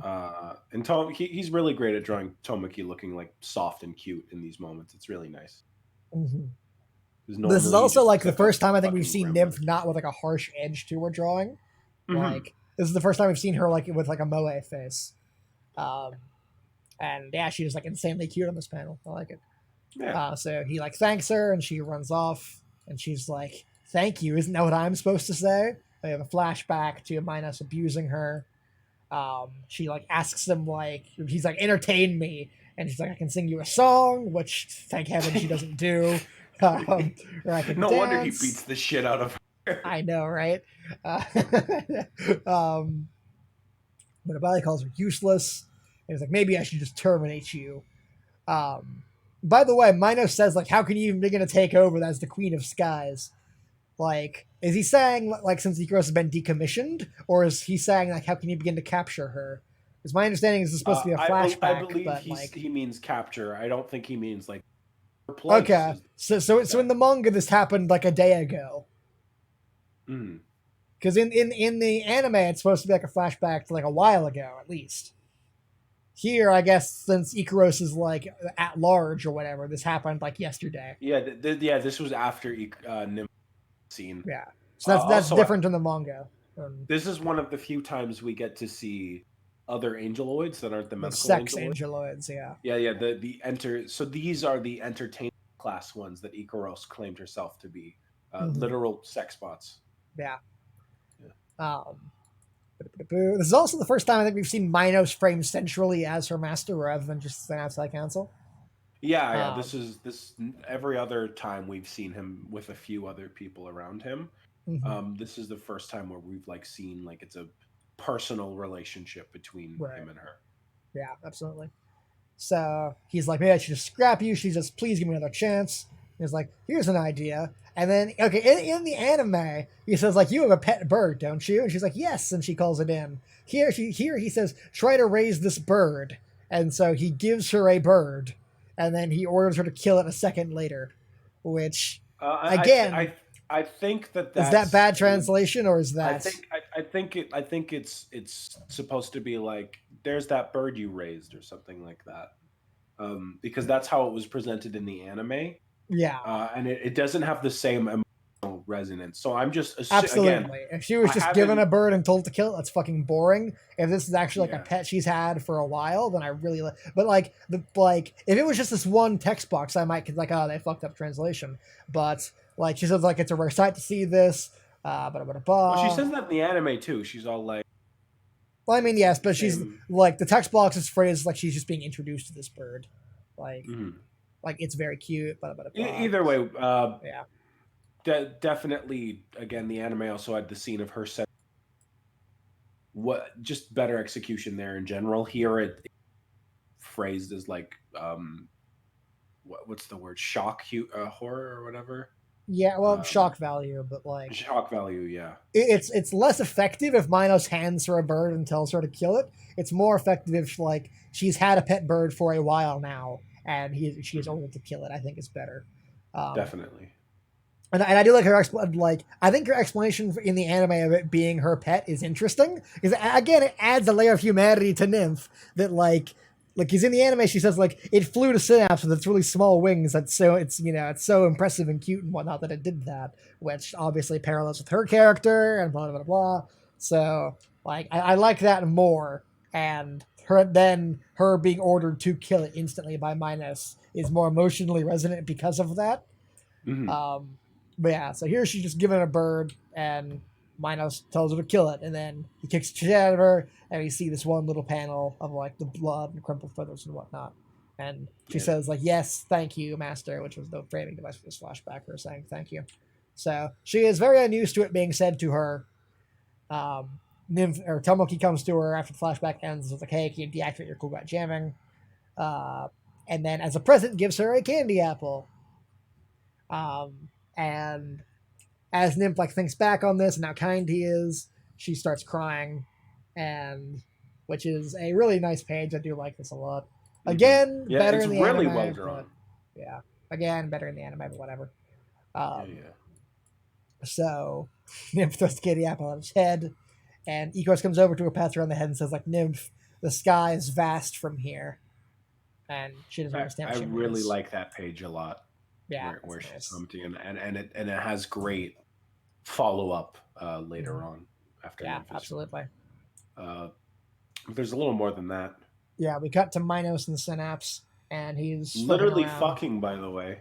Yeah, Minos. The Chad Minos at it Yeah, again. I know, right? Like, Also, I love that. Like, that's a real angel next to him, and then he just has like three angeloids watching. does he? They're Where's just it there at? to Oh yeah, you're right. scroll down. Yeah, they're just there Yeah, to you're right. watch. Whereas the Yeah, chick, he was just fucking a real angel, that's true. drinking Yeah. wine. He's got the Hmm. grapes. He's living his best life. I know, right? He's Posing so hateable, and for yet like a whenever you see GQ him, ad. just like fucking Chad as hell. Absolutely.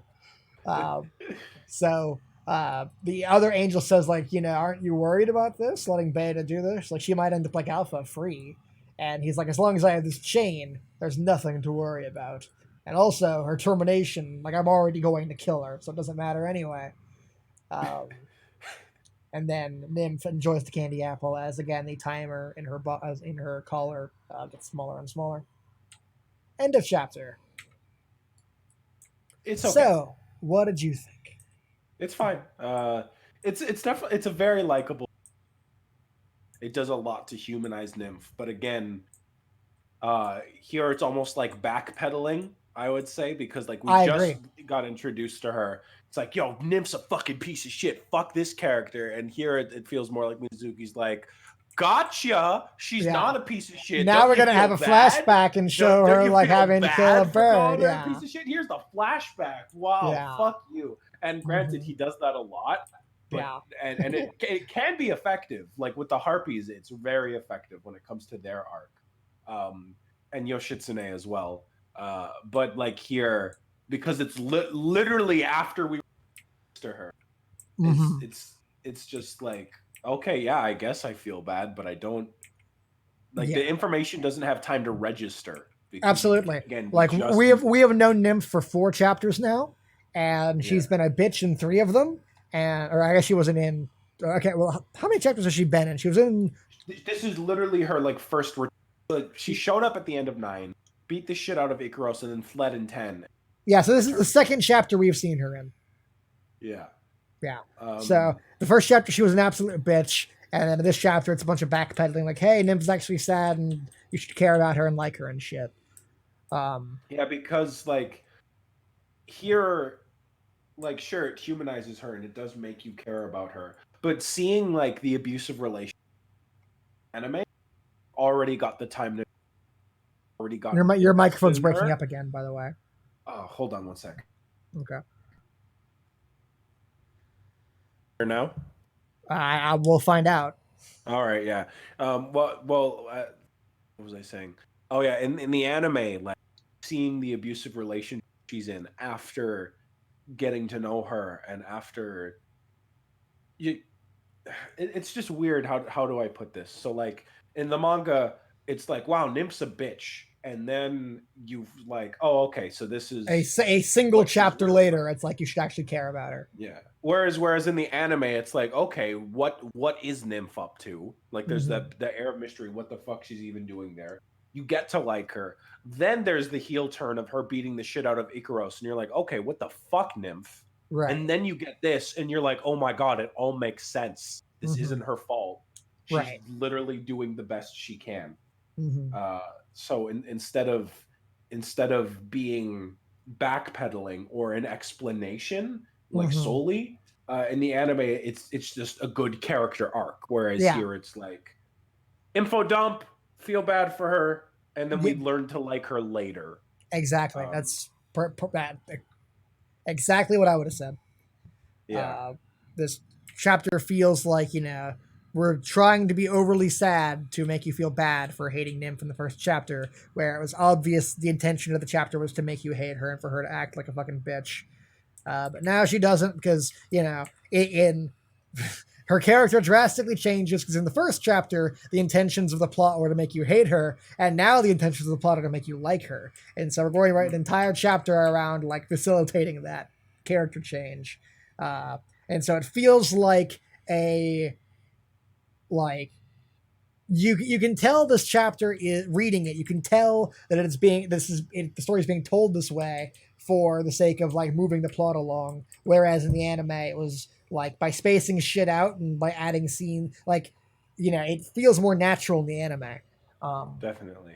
Because Nymph when she appears in the anime isn't just a fucking bitch. Like she just appears randomly in episode 6 and you don't know what to make of her at first. She's like kind of cold, standoffish, very tsundere, acts like a jerk to Tomoki. But then you see her assist in the rescue of Sahara, so it's okay. She's not all bad. And then she like helps out Ikaros. Like they go to school together. They have some fun. You see that Nymph releases the bird. We have the scene where Nymph like talks to some of the people. Like we get some idea of like what she's like, and then in episode 8 she finally has her heel turn moment. And so by then you're like, if not invested in her, then you sort of like know that she's like. It doesn't like when she's beating the crap out of Ikaros, it doesn't come across as she's like a one-note villain. It comes across as like this is another facet of her character, rather than in the introductory chapter to her, she was a one-note villain, and now we are retconning in a multifaceted character. Yeah. So, as Isaiah said, way better in the anime. And honestly, I think it's just too fast. Like. Nymph is already supposed to be like a good guy and sympathetic by the end of the fucking chapter. We've had like 2 chapters with Nymph and she's already gone through apparently an entire character arc where she's crying at the end of the 2nd chapter featuring her. Like, this is all way too fast. Like, this moment came after like 4 episodes of character development in the anime. And here, this is like, we have known her for maybe 50 pages. Definitely. Yeah. One thing that I do think comes great from this being her introduction chapter.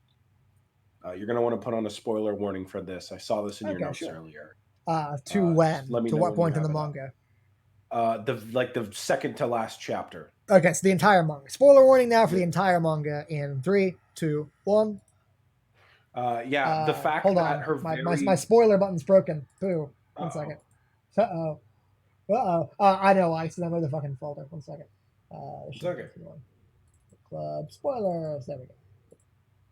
Okay, spoilers on screen in 3, 2, 1. Boom.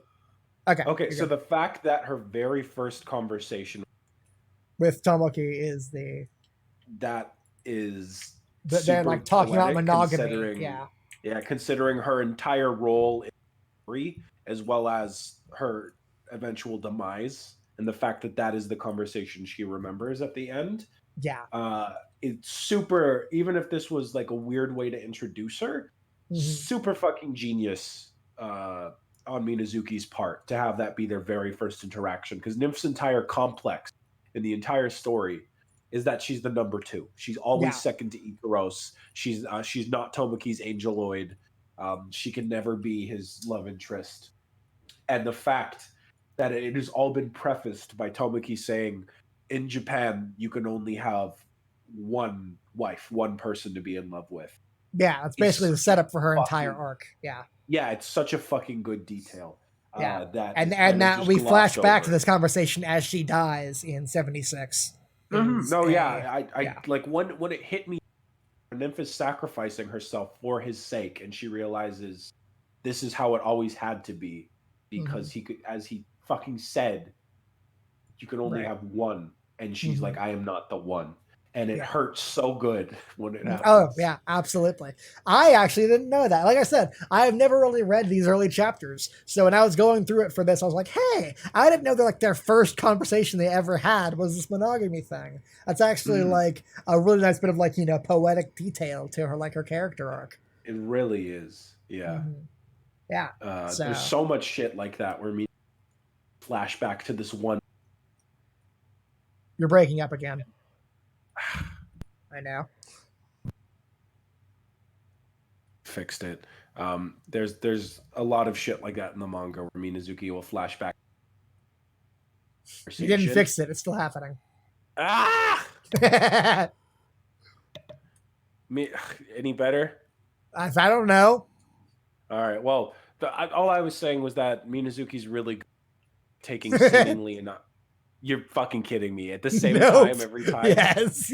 Why? It's the funniest bit is it's always right as you get to your point. Like, oh man, the thing I love about Minazuki is, and it's just so seemingly cool how innocuous.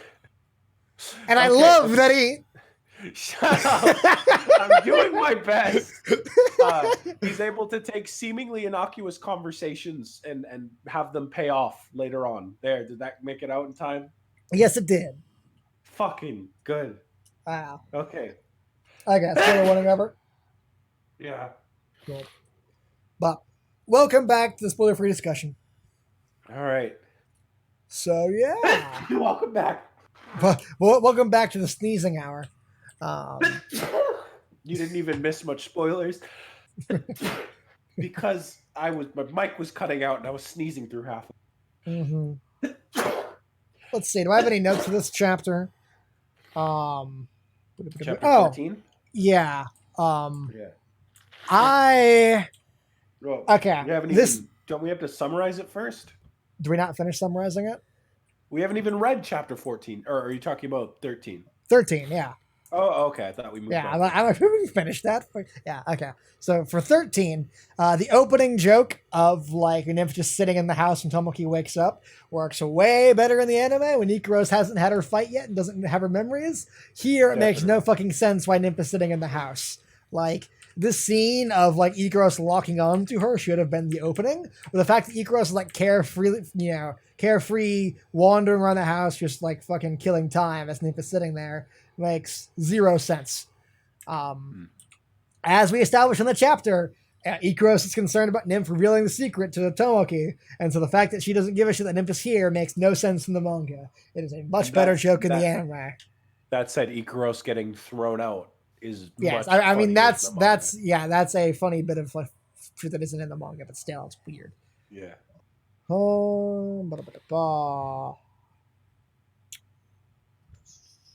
think that's about it. I think the rest of that's all my notes came up naturally.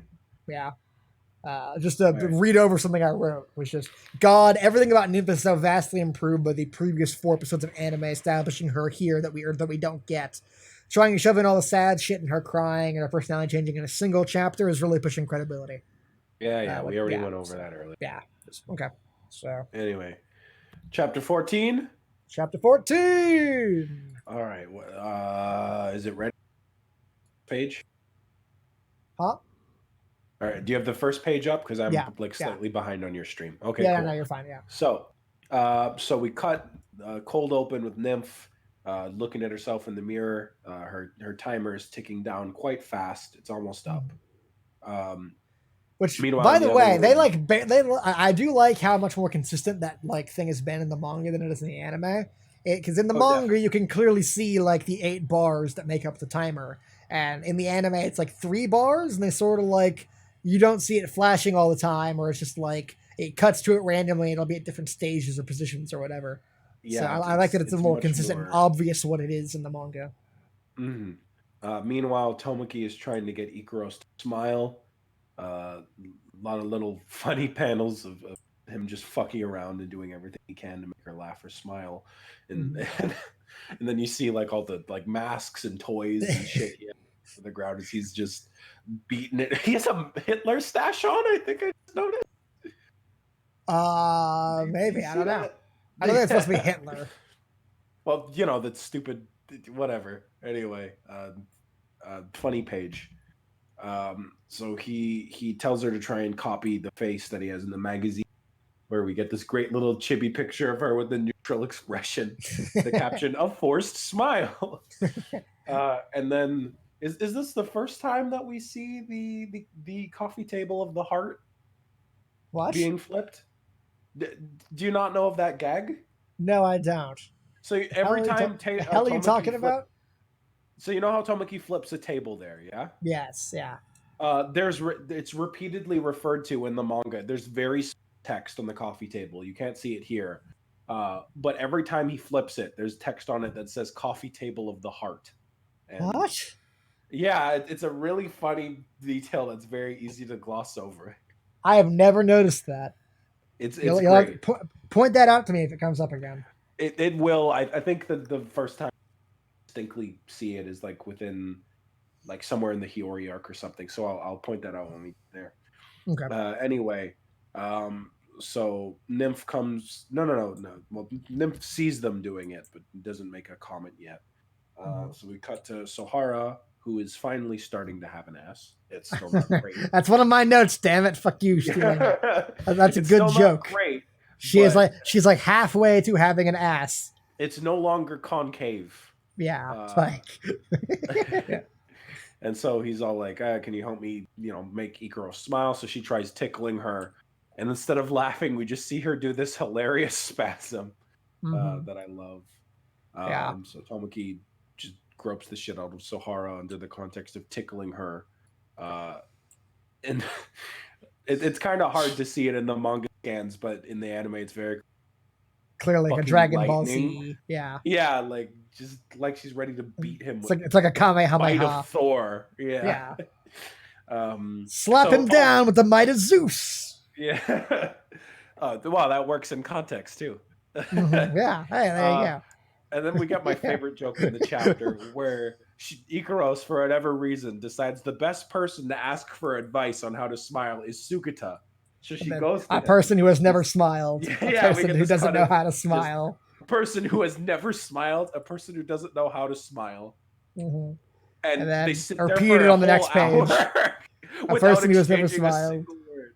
Yeah. A person who has never smiled. A person who doesn't know how to smile. A carrot that was pulled from the ground. Like just A hot pot with various vegetables.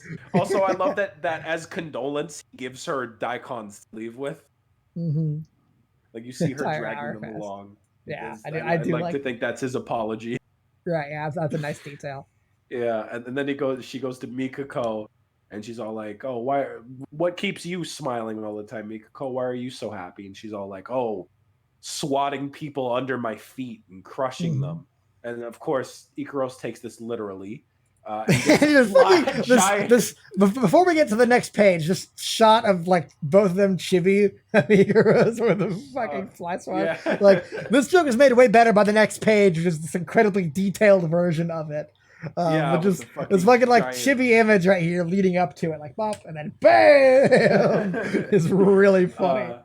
And it leads to another great joke where you see them chibi fly swatter, yeah, and then she just fucking crushes him with it. The impact is great too. Minazuki is always great at like selling the like force of shots. Yeah, like absolutely. The whole and then the little gag of him floating through Sarami as paper right past Nymph is great. Yeah, and we see Ikaros trying to smile from that. Try to force a smile, looking exactly this. Yeah. So Nymph comes to her aid, and again, another thing that's great. You can, even as the chapter goes on, getting smaller, which is a really great detail that he could have easily passed on. Absolutely. Where like Nymph is saying, "Oh, smiling," but we get this great bit of characterization where it says, "I've never seen you smile before either, Nymph," which on the surface seems incorrect because we've seen Nymph smile constantly. And we even show a flashback to see her Nymph. Smile like right here. Yeah, we see her smiling right here as she's being beaten by Minos. But Ikaros is implying like, I've never seen you genuinely smile before. Like saying that she knows like that's not a real smile. You're not happy.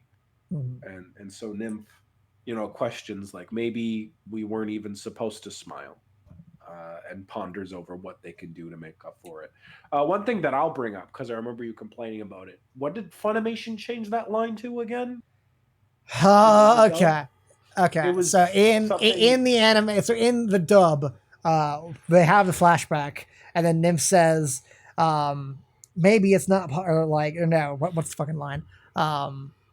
Maybe it's not, or like, it's something about like, angeloids aren't designed for smiling, not unless we have humans around who are willing to help us learn. Which makes no sense in context. Literally no sense. Because at this point, Nymph is still on her. Humans are insect shit. Yeah, like it's fucking stupid. Yeah, but anyway, that's just me ranting about the dub.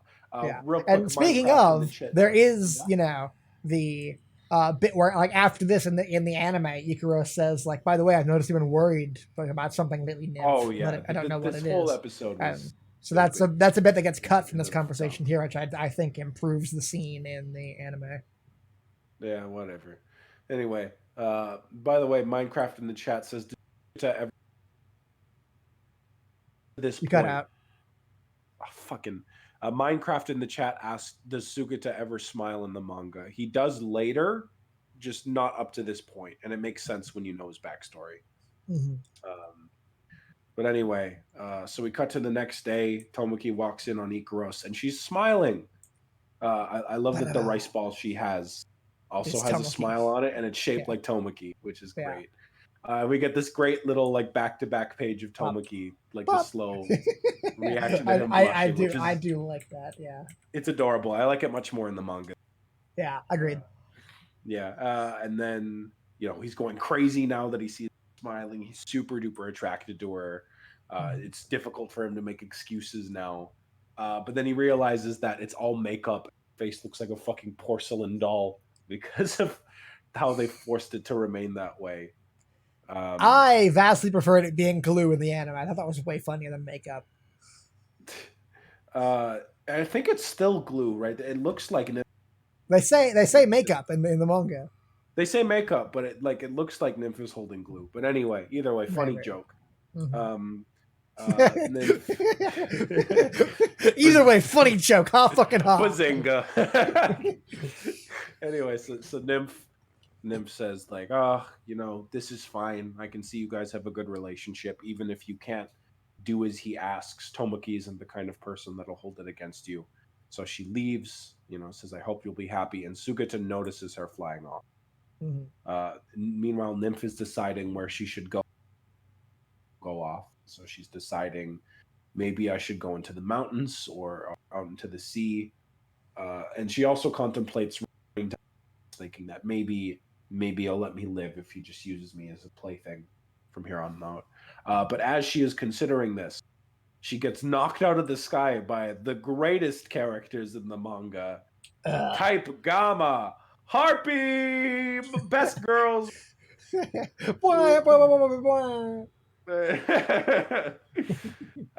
demand so the worst characters arrive.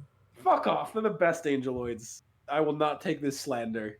Anyway, so that's the chapter. Your thoughts? My thoughts. It's okay. I like it's a fine comedy chapter. I like the scene where Ikaros like swats him like a fly. Yeah. There's the art I think is like pretty decent now. I like this page face of, in this chapter is like super on point. Yeah. Where's he at? Yeah, I like this. Like, yeah. So this is all pretty good. This is where the art was finally like hitting its stride and defining. This is decent now. Like, I'd say the art here now like matches season 1's level of art. Just about. I'd say it's almost there, but yeah. It's starting to resemble how the anime like went for. Absolutely. So I really like this page of like Ikaros and Nymph like framed together, so like we can see both of their reactions. It is weird that it's not quite on center though. You can see they have like 2 mouths and 2 noses. Yeah, that always bothered me. Yeah, I don't like that, but I like what he's going for though. No, it's a nice like symmetrical parallel thing, but it's just a little off, and it's so obnoxious. Absolutely. I see Geom in the chat real quick. I assume no spoiler talk is allowed. We do have spoiler sections where we'll put it on the screen. I have this little image that can pop up whenever we're doing a spoiler thing. So if you don't see so spoiler talk is allowed in certain segments, just not on the whole, because again, we're expecting people to be reading go along with us. So there's a lot of newcomers, but I'm glad to see people like you and enjoy it very much. Yeah. But yeah, that's the chapter. Again, one of those chapters that's good, just could be better, which you can say for most of like the first few volumes of the manga. Right. Again, I think like I really just don't give a shit about manga Nymph. Like until later. once she hits I think once she hits her second character arc in the manga, Yeah, when she's finally free, I think that's fine. That's when shit yeah, picks what up. But like, yeah, it her is just so initial arc. bad in comparison to the anime. Like this first Yeah, her arc. initial arc is just like brushed over and rushed through and forced in the manga. Yeah, You only really get invested in her once her insecurities start coming out after she's right. already been freed. Yeah. Um, I really missed the date episode. Like that is oh like yeah, seeing Nymph like trying to live out like trying to be happy before her collar bursts or whatever. Like I think is a great addition. And so like her flying off at the end of the date after like not quite getting to kiss Tomoki is a great reflection of that thing we talked about, like monogamy and single person, whatever. Like her like doomed to being the second best or whatever. And yeah. you know Yeah. Go ahead. like it really is like I just don't give a shit about her right now. It's done so much better in the anime that like Mhm. even if there are good bits, even I like this conversation with Nikoros and Nymph. I like Nymph like helping out and then flying off, but like it's done so much better in the anime that all I can think is like God, like I don't like this as much. Yeah. Um, there was something I wanted to say, but it slipped my. About the date episode, or Oh yeah, oh yeah. I was just gonna say I love like the anime it's very faithful, but it shifts the points around to make a more cohesive narrative, Mhm. which really benefits Nymph's character arc as a whole.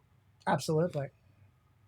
Um, I'd But say that more so than anything else in the first season, like Nymph is really like vastly improved from what it was originally.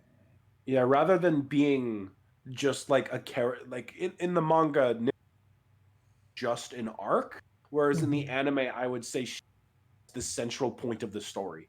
Yeah, agreed. Yeah. But anyway, I think we've more or less milked this chapter. We can Yeah. now. Do Any I have notes anything that else that you I need to wrote go down? over? Yeah, I'm just gonna look at that. You stole my joke. Sahara appears to have gained an ass. I'm happy for her. It's growing. Um, It's getting there. yeah. I don't think the joke of Ikaros like spazzing out works as well without Nymph to say like like that was her version of laughing. Yeah. Um, yeah, a weird in relation to like Nymph having like leaving on the date in the anime, her leaving on like sticking Ikaros's face with glue and that being the last thing she does before she leaves is a really weird note to like end her life on. Well, I tried. But time to go Yeah, now. fuck it. Like just But yeah. So those are again, my that's notes. more just because the timer has been system. It's not so much like this should Okay, last. like that's fucking that's something Minazuki controls. It could last like 50 chapters if he wanted it to. Like Yeah. the But timer is running anyway, out, and so we didn't have any time for more character development. Is not an piss off. argument. You know what I mean? Okay, just next chapter. I've had enough of this. Let's get to chapter 15 where the uh, harpies are here. So instant ugh, improvement. yeah, whatever. So the harpies appear. Do you want me to describe the chapter with your waifus in it, or because I might do an unflattering Can I job? read this one? I know Yeah, that's that like fine. we're That's just fine. going Yeah, you're back and good. forth. Sweet. All right, so we open with the greatest characters, the harpies, looking sexy Mm-hmm. as hell in this color page. By the way, it might be a little controversial. I think this is the first good-looking color page Oh, I agree. in the series. The one I with can. specifically the one with Ikaros and Nymph fighting. They look Every super other one has on. looked like shit. Yeah, they look This is super on decent. model. Ikaros's wings finally look like wings. The Well, soft only because she's in pastel. Uranus Queen mode here. Yeah, they've Like, always looked fine when she's in Uranus Queen mode. But I yeah. love the soft pastel colors on them. I It think just looks Icarus's nice. face looks weird. Like, No, I think it looks fine, uh, but it just looks nice, and I love the like sky behind them. It's really yeah, cool. it's nice. Yeah. Anyway, so we cut back to Sugata, who just walked in trying to clean Tomoki or trying to clean Ikaros's face of the makeup. Um, and then he informs Tomoki that Nymph flew off, and then we cut back to the harpies saying, "Hey, if you use your P stealth on us, and then Mhm. bring Ikaros out here, A P-type illusion ray. yeah, whatever. We know what it actually is. This is Hidoi. If you use your P stealth and hide us from Ikaros, and then using Prometheus, we can take her out in like a shot. Mm-hmm. Uh, and Nymph obviously isn't quite keen on going along with this. Mm-hmm. But She's the like pouting. Harpies, yeah, but the Harpies say, hey, Master just wants you to come back home. The only reason he sent us is because he was worried about your safety doing it on this mission alone. So, if you help us out, we'll bring you back home and, water under the bridge because he'd be lonely without you. Mm-hmm. And of course, they're lying, as Minos already said. Seated or not, he was going to get rid of her. As he goes on to further elaborate, he can't wait to bring her home and tell it to her face that he's going to discard her. Mm-hmm. But we have this great bit of characterization, which I will say the manga far surpasses the anime in this regard. Mm-hmm. Nymph immediately, the second they turn their back on her, fucking blast the shit out of them with Paradise Song. Yeah. In the anime, Nymph believes them, uses peace stuff because what they told her is that like, oh, we'll play nice. We just need to We need to bring talk to Ikaros her, and back then home. like Yeah, we we'll just need use to our talk guns to as a her. backup. Yeah. Yeah. And so they show up and they shoot the shit out of Ikaros, and then Nymph stands up to them. Whereas in the Mm-hmm. manga, Nymph has come to the point where she already knows that she's come to terms with the fact that she's a victim of abuse, and that he wouldn't accept her back no matter what. And it's a really good scene for her. She's down Yeah. crying. Mm-hmm. Of course, the Harpies are fine. We get this really good, scary as shit. I love how their eyes are drawn. Yeah. I've seen a lot of unfortunate fan art come from this scene in particular. Yes, we all have. But of course, they, as payback, we get to the infamous scene of them tearing her wings off. Yeah, on that topic, it's a really disconcerting thing. Like when you get into the fucking like hentai of SNO, to realize that everyone saw like the nymph torture scenes, and there are some people who were turned on by that. I was like, oh god, this was not at all. Like, I feel like this was not at all what you were supposed to be feeling, but like just. It's worse in the manga too because you can see her blood coming from her wings. Like her back is covered in blood. In the manga, it's just like, oh, I mean, wings torn off. Here, it's very clear. Like, doesn't matter if they look like fairy wings. These are limbs. She's like, imagine having your arms torn off, and then someone's like, "We got to make porn of this." Yeah, like, which probably would happen. Knowing there is so much goddamn fucking like nymph being beaten to shit porn or like torture or bondage or whatever. Like, but anyway, we cut to Tomoki and Sohara, and they're discussing like, oh, where are we gonna go for lunch? And then they're like, hey, you know what we should do? We should bring Nymph along with us. As they say, as they walk onto the scene, seeing Nymph getting her wings torn off. And all of them are understandably quite pissed about this. And so Ikaros finally decides, enough with this charade. I'm going to reveal myself. And she goes into her Uranus Queen, Tomoki. Very nice page of her, like looking back on all her memories of him. As she stands there, her wings are finally starting to look decent, especially when you compare them to the shots in the background. Oh god, yeah, like nice this right here, like compared to this right here, it's way better. Nymph is begging her not to do it because she cares about her. But Ikaros says, I've been lying to you this whole time. I'm actually a battle purpose angeloid. I'm Master's cruel weapon. I really like that line too. I do, yeah. Like, there's a lot of that's probably like bad translation, but I do like it. No, it's a good ass line. Yeah. And Tomoki's profile shot is looking better too. A lot of good in general. Absolutely. And immediately the very next page, Tomoki's just like, it's cool. I don't care. He's like, I figured you're a weapon. The reason I called you that was because I wanted, to make you feel reluctant and hold back. But I've seen, over all this time, you're someone that's like, who raised a chicken. You play with watermelons. you're not a destructive person. So now I Mm. think it's great that you have this power because you can use it to protect your friends. And it's a really Mm. wonderful, sweet scene. Yeah. And now Ikaros goes to fight the harpies while they all focus on breaking the chain since they brought an axe. Lots of great reaction shots here. I like it more than in the anime where Nip is like, "You're gonna get killed if you grab the chain," and Tomoki just looks chill as fuck, just like, "How are we gonna break these?" Uh, and we get this cool little fight scene with Ikaros. This is gonna be a bit controversial, I think. I know that you'll disagree with me, Sai. I like that there is no Uranus system in the manga. Mm. I like that she just fights the harpies hand to hand, beating the shit out of them, and then uses Hephaestus, which was never in the anime, might I add. Right. Just this massive fuck you gun. I love Mm. it so much. And I love the harpies' fucking faces as they like shit themselves after almost being blasted. And then just take off immediately. They don't even have any last words. They're just like, fuck. Right. Which is great.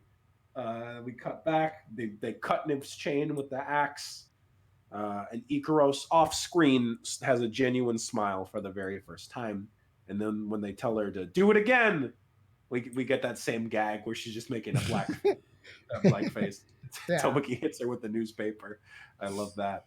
And then we cut back to Ikaros and Nymph. She points at the sky again.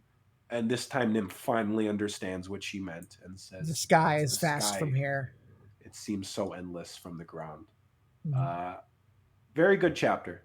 Absolutely. Dare I say great. This is a great. Yeah, I agree. This is where the manga really hit its stride. This is probably the first really good chapter. Yeah. Yeah. Aside from like chapter 2, which I would also say. Yeah. Okay. Yeah, that's fair. Yeah. This is like exactly what Sora no Tashimono is.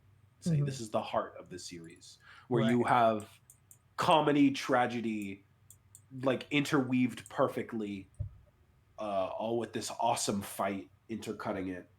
Mhm. And like I said, there are bits of this manga version. This is the only part of Nymph's character arc that I think is handled better in the manga than in the anime. Really? Yeah, I still prefer the nymph bits in the anime. No, I mean in this scene specifically, I not for the chapter as a whole. I still think the anime did this overall better. There was a lot more tension in this chapter, but Nymph, like as a character, I find her actually standing up for herself for the first time, feeling a lot more empowering and as a better place to leave her arc on than the anime having her still be as foolish and naive as ever. In the anime, she ends up still being a victim and needing to be saved, and she still needs to be saved here. But for the first time, she is fighting for herself, which is beautiful. And it's weird because this scene would have made a lot more sense where we've had so much more development for her. Yeah. Whereas in the manga, she's been a lot more of not a blank slate, but everything's been a lot more cut and dry. And yet we have this. We have seen her in like 4 chapters total, and she's had like different characters in almost each chapter. So it's difficult to tell like which of the ones is actually her. Yeah, but we have this is just a better emotional crescendo to end on. But the anime definitely did this as a whole better still. Yeah. I know a lot of people like the Uranus system. I'm in the minority that thinks Ikaros fighting with a big fuck you mech is kind of lame. I know everyone else seems to think it's awesome. That's just me. Yeah. But yeah, very, very good chapter. I love it. There's not much to say that there's wrong with it. It's just good. Yeah. So what I would say for like my thoughts, I wrote this in my notes. I was actually, like I said this before, I have like never really gone back and read these early chapters much. So actually, like Nymph's heel turn got me because I wasn't expecting it. Like, granted, I was going for my knowledge of the anime more than anything else. So I was okay, as I was going through this page by page, I originally wrote down how fucking stupid it was that like in the manga, the Harpies are like, hey, we'll just like kill Ikaros, and then like but Nymph goes along with it because they're like, hey, you know, Master wants you back. And I was like, it's so like. Even after what little development they've had with her, it's so stupid that the Harpies would be like, oh, we're going to kill Ikaros, but yeah, Minos will be happy, and to have her play along with that's fucking stupid. But then I had to erase that note because the fucking manga got me. Because Nymph fucking like heel turns and blasts the shit out of them, which like so like these couple panels right here with the Harpies react and Minos react with shock, like were my exact reactions. So it was very cathartic to see like, you know, those reactions after I had the same thing. Yeah. Again, I was that most of my shock was because I was expecting it to play out like it happened in the anime. But still, I did like that change. Yeah. That said, I do like it better in the anime where Nymph is, you know, strung along. Like, okay, because like as we said last time, like in the anime especially, Nymph goes out realizing that like she can never like be with Tomoki because like Ikaros is the one he really likes. Like, you know, in the end she tries to get a kiss from him, but eventually like backs out of it and then regrets it. But like, you know, like I made I made Ikaros sad and I shouldn't have done that.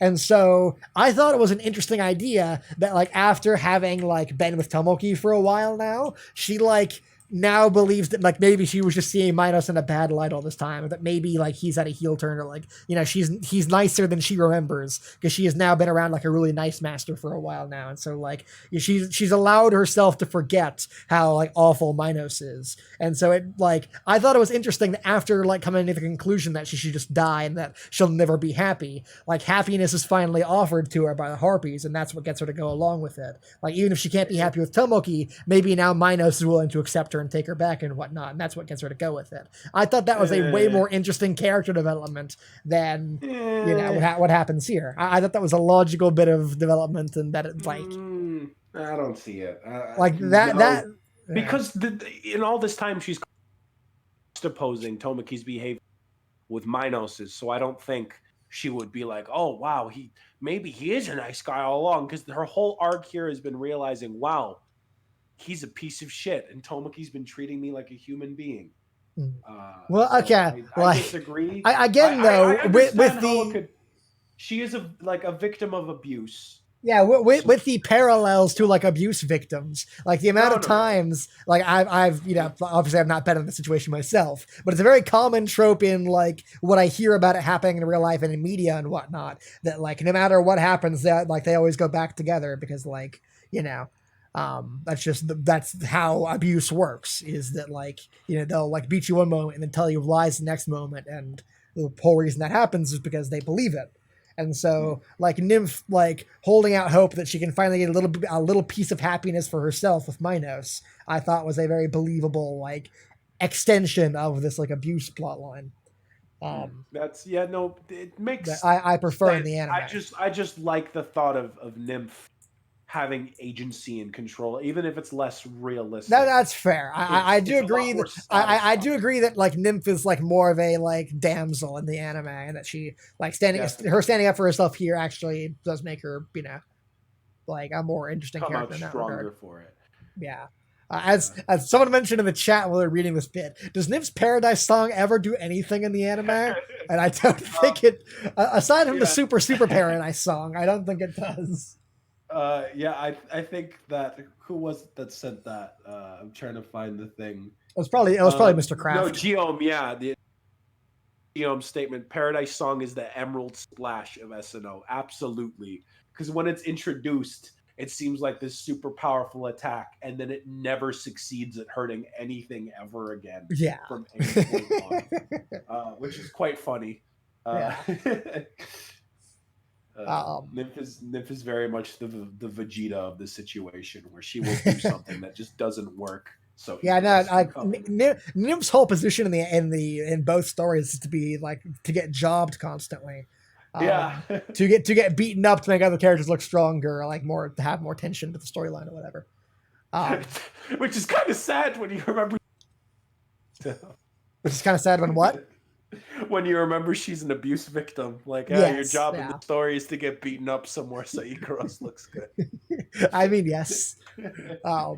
I do like this is the first like really good looking panel in the entire manga. I think like Oh yeah. this is the first like wow, like this actually like like hurts somewhere in my heart. Like Yeah. this is the first time like I have felt something like emotionally reading the manga. Is this panel right here?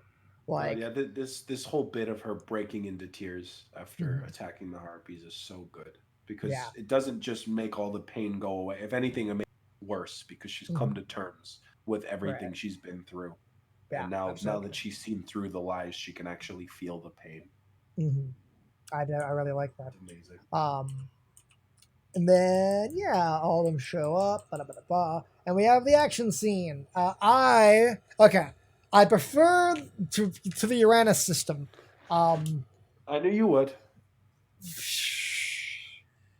I see where you're coming from with the like her having a mech looks stupid, and I like 50% agree with you. Like I am less of a fan of the Uranus system during Chaos's fight. Yeah, that's What like what I really like about it here is that it makes the battle take longer in the anime because we see all the various different ways it beats her up. And what I really miss here is having, Nymph does have like a monologue over this moment, but like, it's yeah. just it's way shorter than it is in the anime.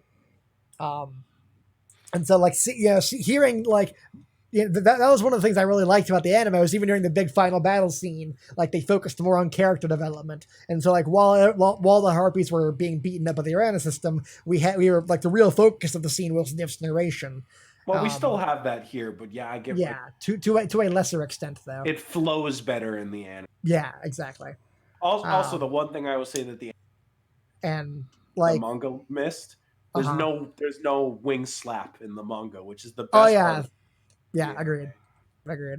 anime. I also like again, I do agree that the Uranus system can look stupid. Um, but if the Uranus system looks stupid, then Hephaestus looks 20 billion times more stupid. Fuck off! It's Like, great. It's a BFG. no, it's not. There's a big fucking like tube that shoots energy out of it. Like, No, it's a giant, cool fucking can. Look at it on better. it It's looks better cool. right here where she's holding it from the other end of it. But like No, right here, it's it's a like a giant fucking. fuck you gun. It's way better It, than a stupid mech with it arms looks like and it looks shit. like a giant fleshlight. Like, it's Well, then fucking. you should love it. It looks stupid. It And looks speaking of looking great. stupid, this panel right here where the harpies aren't flying but are just standing on the sky looks especially stupid. I no, shut up. I love that shot. Just their No, faces. It works if great as like if their a wings were straight in a man different position reaction. where it looked like they were actually supporting them, like I think it would Okay, look well, I don't better. want to. If you're gonna, If you're gonna what? you're gonna in the anime, they're constantly standing in the air, so I don't want to hear that. Okay, yes, but it looks especially stupid right here. Like it looks like they're standing on the ground, but he drew the ground as the sky. That's what it looks like in the anime all the time. It looks especially stupid right here. It just makes for a great reaction. It Uh, wouldn't have been as funny if they were like in some weird flying pose. Them just like whatever. This is this dumb thing to have an argument on. Fair. And they break Nymph's chain, and then yeah.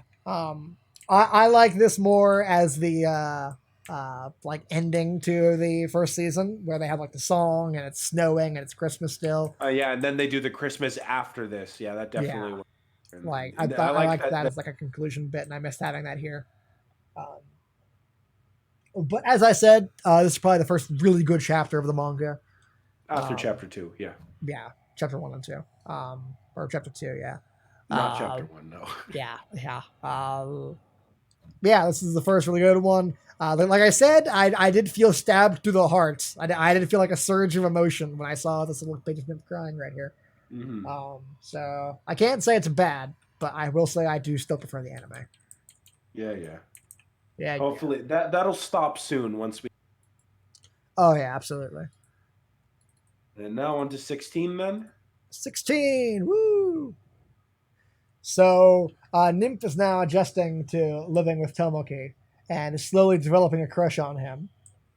But is also trying to figure out what she should do now that like she's an angeloid without wings and without a master.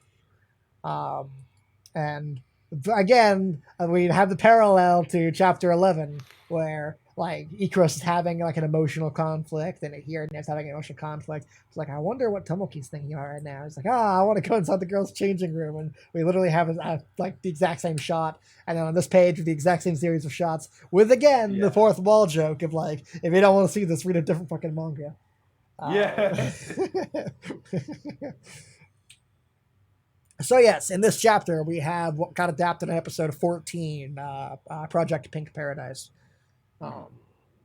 where Tomoki transforms first into the floor, and then while he's like doing his transform bullshit again, they have a Tomoki has just been ahead of the game on because he brought up the like Chad Virgin thing, and now he's in defeat. He's ahead of the curve. Mm-hmm. Absolutely. Yeah. So Nymph is like, "Hey, don't you feel like you're the most powerful android in existence right now? And like, don't you feel like you're being underutilized here? Like being used for this shit?" And Igros doesn't care. She's just happy that she's fulfilling Tomoki's orders. And Nymph gets jealous of that. And asks Tomoki to give her orders, but Tomoki's not listening. And like, I don't really need your help. And tells Icarus like, yes, we're going to transform again, and then we get more Tomoko. Woo! Who has no ass? Yeah, well, I mean, no one in fucking early manga does apparently. Yeah. So that's not a unique property of Tomoko. So he's about to burst into the changing room, but Sahara's there, and she would know because she saw Tomoko previously. Why he doesn't change into any other girl form, we don't know, but whatever. So Well, to be fair, there was that little. There's the what? For all you guys who have, I was saying like, it makes sense that he turned into Tomoko again because there's a guy. He specifically says like, I'm doing this again for fans who've supported us. Mm-hmm, yeah, this is for the fans who've been supporting Sword Art Hashimoto. To all the Oni-chans who have been supporting us. So. Yeah. Anyway, so Tomoki goes into the changing room, runs out when he sees Sahara. We again have a repeat of a joke where he goes Nantena when fucking Nymph offers to help. He says like, I've seen enough of prosperity. My next target is the swimming club. So he transforms himself into, is it the floor here, or what does he do? It's the Sahara's pair of panties. Oh yeah, you're right. Yeah. So we get more fan service, blah blah blah, and then he transforms himself into panties. So he's like, "Oh, who's pulling me up?" And of course, it's Sahara. Which I for the censor bars, I really do miss the wings. Like, I think it just works way better. Like, the black is almost like less funny.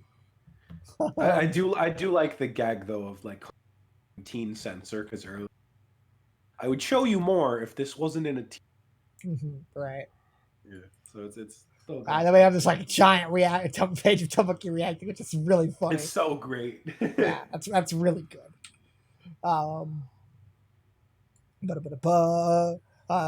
Tomoki comments that he's like a human playing dead next to a bear. And it's the bear with. Oh yeah, it is the bear. Yeah, you're right. Yeah. And then why does Nymph like reset the transfer? Because she like deliberately fucks Tomoki over here. Because Ikra says like, if you get to enormous transformation well, and then she goes and then she presses the fucking button that like causes it to reset. Like, is there a reason for that? It's a little unclear in the.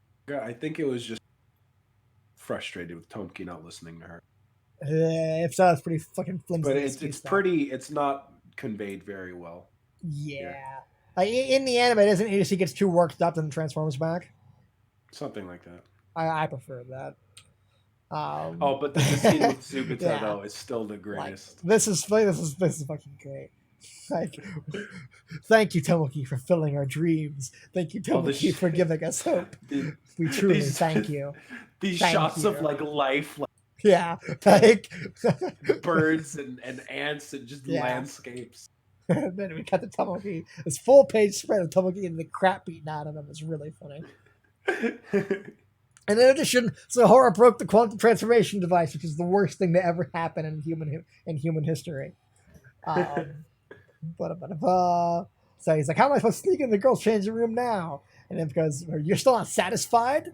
And she goes, "Well, I could use that cool guy jamming thing again." And he's like, "Yes, please do it." And she says, "I only do it if I'm given an order." And so Tomoki says, "In that case, I order you to use the cool guy jamming thing on me." And she agrees. And then she says, "Is there any other orders for me to follow? I can do anything you ask." And Tomoki awkwardly walks away. We see him with a bunch of girls later on, seeing Suguta. And he says, "My dreams have come true, having another angeloid who will listen to my every command. But the beings who created the angeloids, what kind of gods are they? I really want to know." And then we have a bit where Tomoki gets chewed out for his actions by Mikiko, and that's the end of the chapter. Yeah. I already know the scene you want to talk about, and that's Nymph, right? Yeah. Yes. Yeah. It was awkward the first time I read it as well, considering throughout the entire series. Mm-hmm. However, it's his reaction that really sells it on the moment for me, because the reason why Tomoki isn't necessarily against the act of giving orders itself. It's the Mm-hmm. angeloid's mentality of and needing to depend on someone else. Right. So I think his reaction shot very well conveys him starting to recognize Nymph's dependence, and again how he awkwardly scratches his head and just walks away, because this, rather than him just immediately off the bat being against giving orders, because up to this point he's been giving too, Mm-hmm. I think it makes perfect sense why he'd be fine with doing it the first time, and then immediately after recognize, oh shit, she's got a problem. So I don't think it's a big deal. Yeah, I guess. Yeah, I I think guess. it makes sense, given his reaction shot, see that he's like, oh Okay, fuck. for context, in my notes, I originally wrote that I was really against, because in the anime, Nymph asks "Hey, I'll use my cool guy jamming if you give me an order," and Tomoki is just says "Forget it" and walks away. Um, and I yeah, I guess in the context of them being different stories, yeah, it works fine here. No, yeah, Um, in the anime, I definitely, as we say every chapter, like mm-hmm. the anime's version more. But Right, given the context of how the manga has played out, right. much less he knows about Nymph to this point, I him suppose. being fine with it the first time makes a lot more sense. And to be Yeah, I fair, guess. the anime fucks it up later anyway, so it's not like they were Ugh. 100% solid on the order thing. Yeah. Okay, that's fine. I'll let the manga off for that. What Yeah. I won't let the manga off for is Tomoki's line where he's like, "My dreams have come true, having another angeloid who will listen to my every command." Is that Well, fucking Tomoki's dream?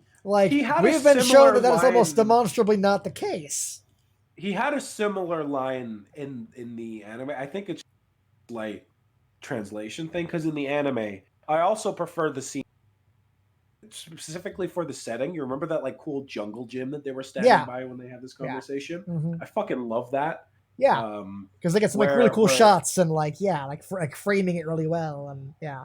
yeah, what he says in the anime and supposed to convey more, because I think it's just again a slight translation differ. In the anime, he's like, oh, the thought of super cool robot servant was something that I always wanted since I was a kid, which Right. makes sense because the idea of it Okay, sounds yeah, cool. that's more yes. If Yeah, this is a translate, because here him saying my dream was to have another angel who would listen to everything I say, which is yeah, demonstrably not the case. But if this is a fucked up translation and he's just saying it's always it's always been nice to think about having a robot who would listen to my every command, but now that I actually yeah, have one, it's super yeah, uncomfortable. and that's clearly what. But and It's then it shows the thing of Ikaro Nymph asking for more orders, which mm-hmm, is what prods him to be like, what kind of fucking society is Synapse, and mm-hmm, why have they made the angeloids like this? right. But yeah, the scene is it's everything about it is better in the anime. I love the set of Yeah, the jungle gym with the I'm sunset. I missed the line of Tomoki saying I want to punch them. Like, Oh, that too. Yeah, God, that's such a Tomoki thing to say. yeah, and then that would have worked really well with what happens later in the manga. I'm just saying. Oh yeah, he did it. Yeah, like madman.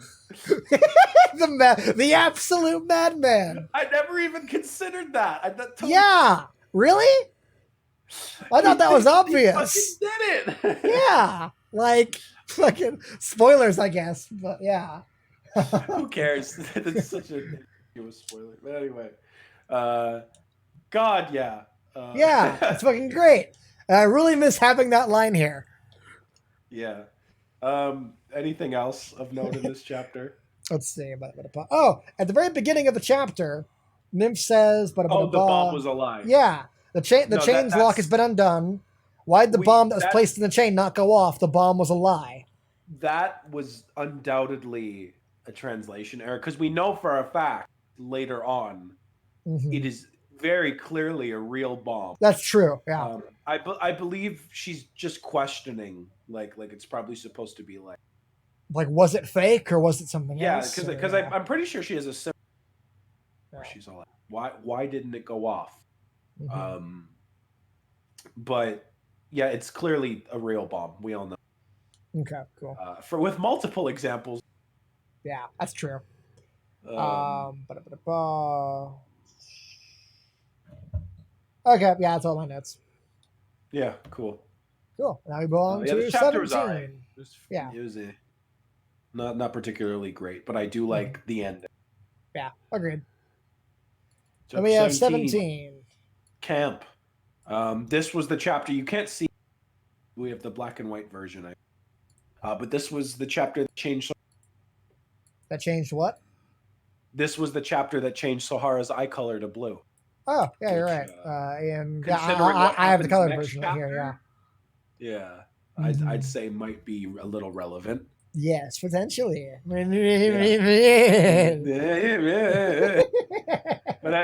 anyway, so we opened on a shot of Tomoki and Sohara stranded on an island with this weird monstrous sound shaking throughout. And the caption that Mikako, Sugita, Ikaros, and Nymph have all disappeared. And they're stuck on this situation on an island. So it flashes back to a month ago, first day of summer vacation. The second one already in 17 chapters, might I add. Yes. It always bothers me so much when at the end how shitty the timeline of high school is in SNO. Yeah, there's even points where both in the manga and the anime, they're like a year has still in 8th grade. Yeah. Like fucking. Granted, there's a chapter later in the manga where Shimonosuke flat out they say we're going to have a beach episode, and the text box is like, wait, isn't it like winter? He's like, fuck that, we're getting an anime. We need to have a beach episode. Yeah, they're all multiple time worth. So they do acknowledge the fact that sometimes it makes no fucking sense. But yeah, and if I remember correctly, there's this one where it's another summer festival, and Tomoki's like, I've had enough of these. Where like he brings up like how many times they've had a summer already, right? Yeah, but it is frustrating from like a timeline point of view. Yeah, as nerds who care about the plot, it's frustrating, I guess. Yeah, as a gag thing, it makes sense. Yeah. But anyway, so Mikako kidnaps Tomoki and forces them to go to a deserted island for the summer. Why? Is that ever explained in this chapter? Why? At the end, yes. But it's not. Yes, it is explained, and we'll get to it. Okay. But anyway, so they go out to an island. Sugita's all like, "This is a great example to work in like the New World Discovery Club. We can start here." And so Tomoki's like, "Go get us some food, Ikaros," and she dives into the sea, never to be seen again. She can't swim and sinks instantly. Yeah, there's this great page where it's like, readers who have been following since the first volume, please refer to chapter 4. For readers who have not been following, please read the rest of the manga. Yeah. That Ikaros, sinks straight to the bottom once again. Tomoki tries to go find some crabs, which great page of him getting punched in the fucking face. I do like that. Yeah, that's The good. crab just beating the shit out of him. Again, Minazuki's always. I love his wildlife animals so person. much. All of his animals are fucking great. Same, even like the anglerfish earlier. I do miss the crab like because- spitting on the ground when he's done fucking beating the shit out of Tomoki. Oh though. yeah, that was great. Like, Then Tomoki eats a mushroom, high as shit, and starts tripping.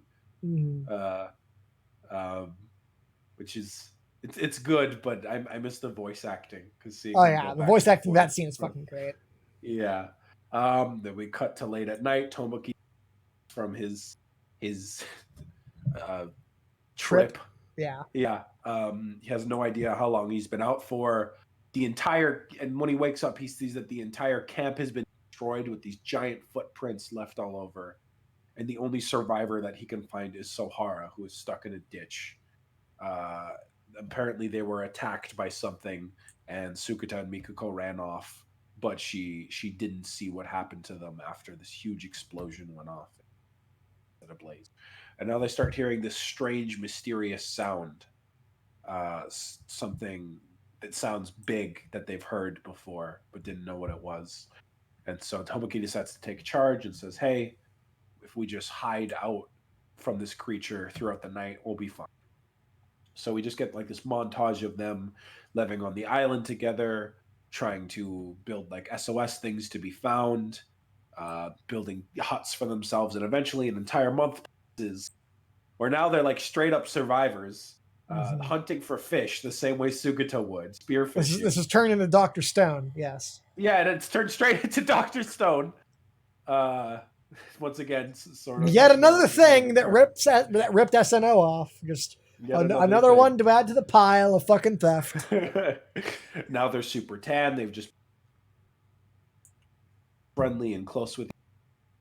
But one night, Sohara goes out to the sea, even though that the monster could come out and get her. And Tomoki's like, "What are you doing?" And she starts crying and like thinking, "Oh, what'll happen if we never get rescued? We could be out here all alone for the rest of our lives." And then Tomoki will be like, "Well, we'll never truly be alone because we have each other. And I won't leave you be." So Hara gets happier and she says, "Oh, once we have kids, I'm sure it'll be easier to look after ourselves." And then they both get embarrassed, and he falls on her and he grabs her tit, and they hold back a sneeze. Okay, that was a yawn. Yeah. He grabs her tit and then, oh, it's fucking boring. Kinda. But just as they're about to embrace each other, the huge monster pops out of the sea and grabs Sohara. This is a great page. It is a great page, yeah. You can really see Minazuki like really developing. Absolutely. Both in terms of how he draws the monster and Tomoki and Sohara expressions. Like the style has finally been defined at this point, I would say. Yeah, absolutely. He grabs Sohara's leg and she tells Tomoki to leave without her. And Tomoki instead chooses to fight the monster. And he fights her with a stick, which reminds Sohara of this memory of Tomoki fighting off a dog, which ties back into Tomoki how he hates dogs. It's this fun little bit of characterization that is very easy. Yeah, I didn't even notice that, but you're right. Yeah, it's a great little bit of. She thinks back to all the times how he's always been for her, and then as he gives one giant punch, it cracks apart, and we see it's just Ikaros covered in fucking seaweed and eels and shit. That's this great reveal. As she's just been stuck under the sea for a fucking month. Yeah. And then, Tomoki's like, "Well, if you're the monster, then where's everyone?" And so Ikaros uses her scanner, and we have this great like Scooby-Doo reveal where she punches seemingly the air, and it turns out it's just a backdrop of it. And Sugata, Mikuko, and Nymph are just sitting in like this small little mansion surrounded by the members of the Yakuza who've just been observing them this entire time and playing the monster noises from a speaker. Essentially, Mikuko had it's fucking image. It's fucking like right. Mikuko's fucking face is the funniest thing in the world. She's so great.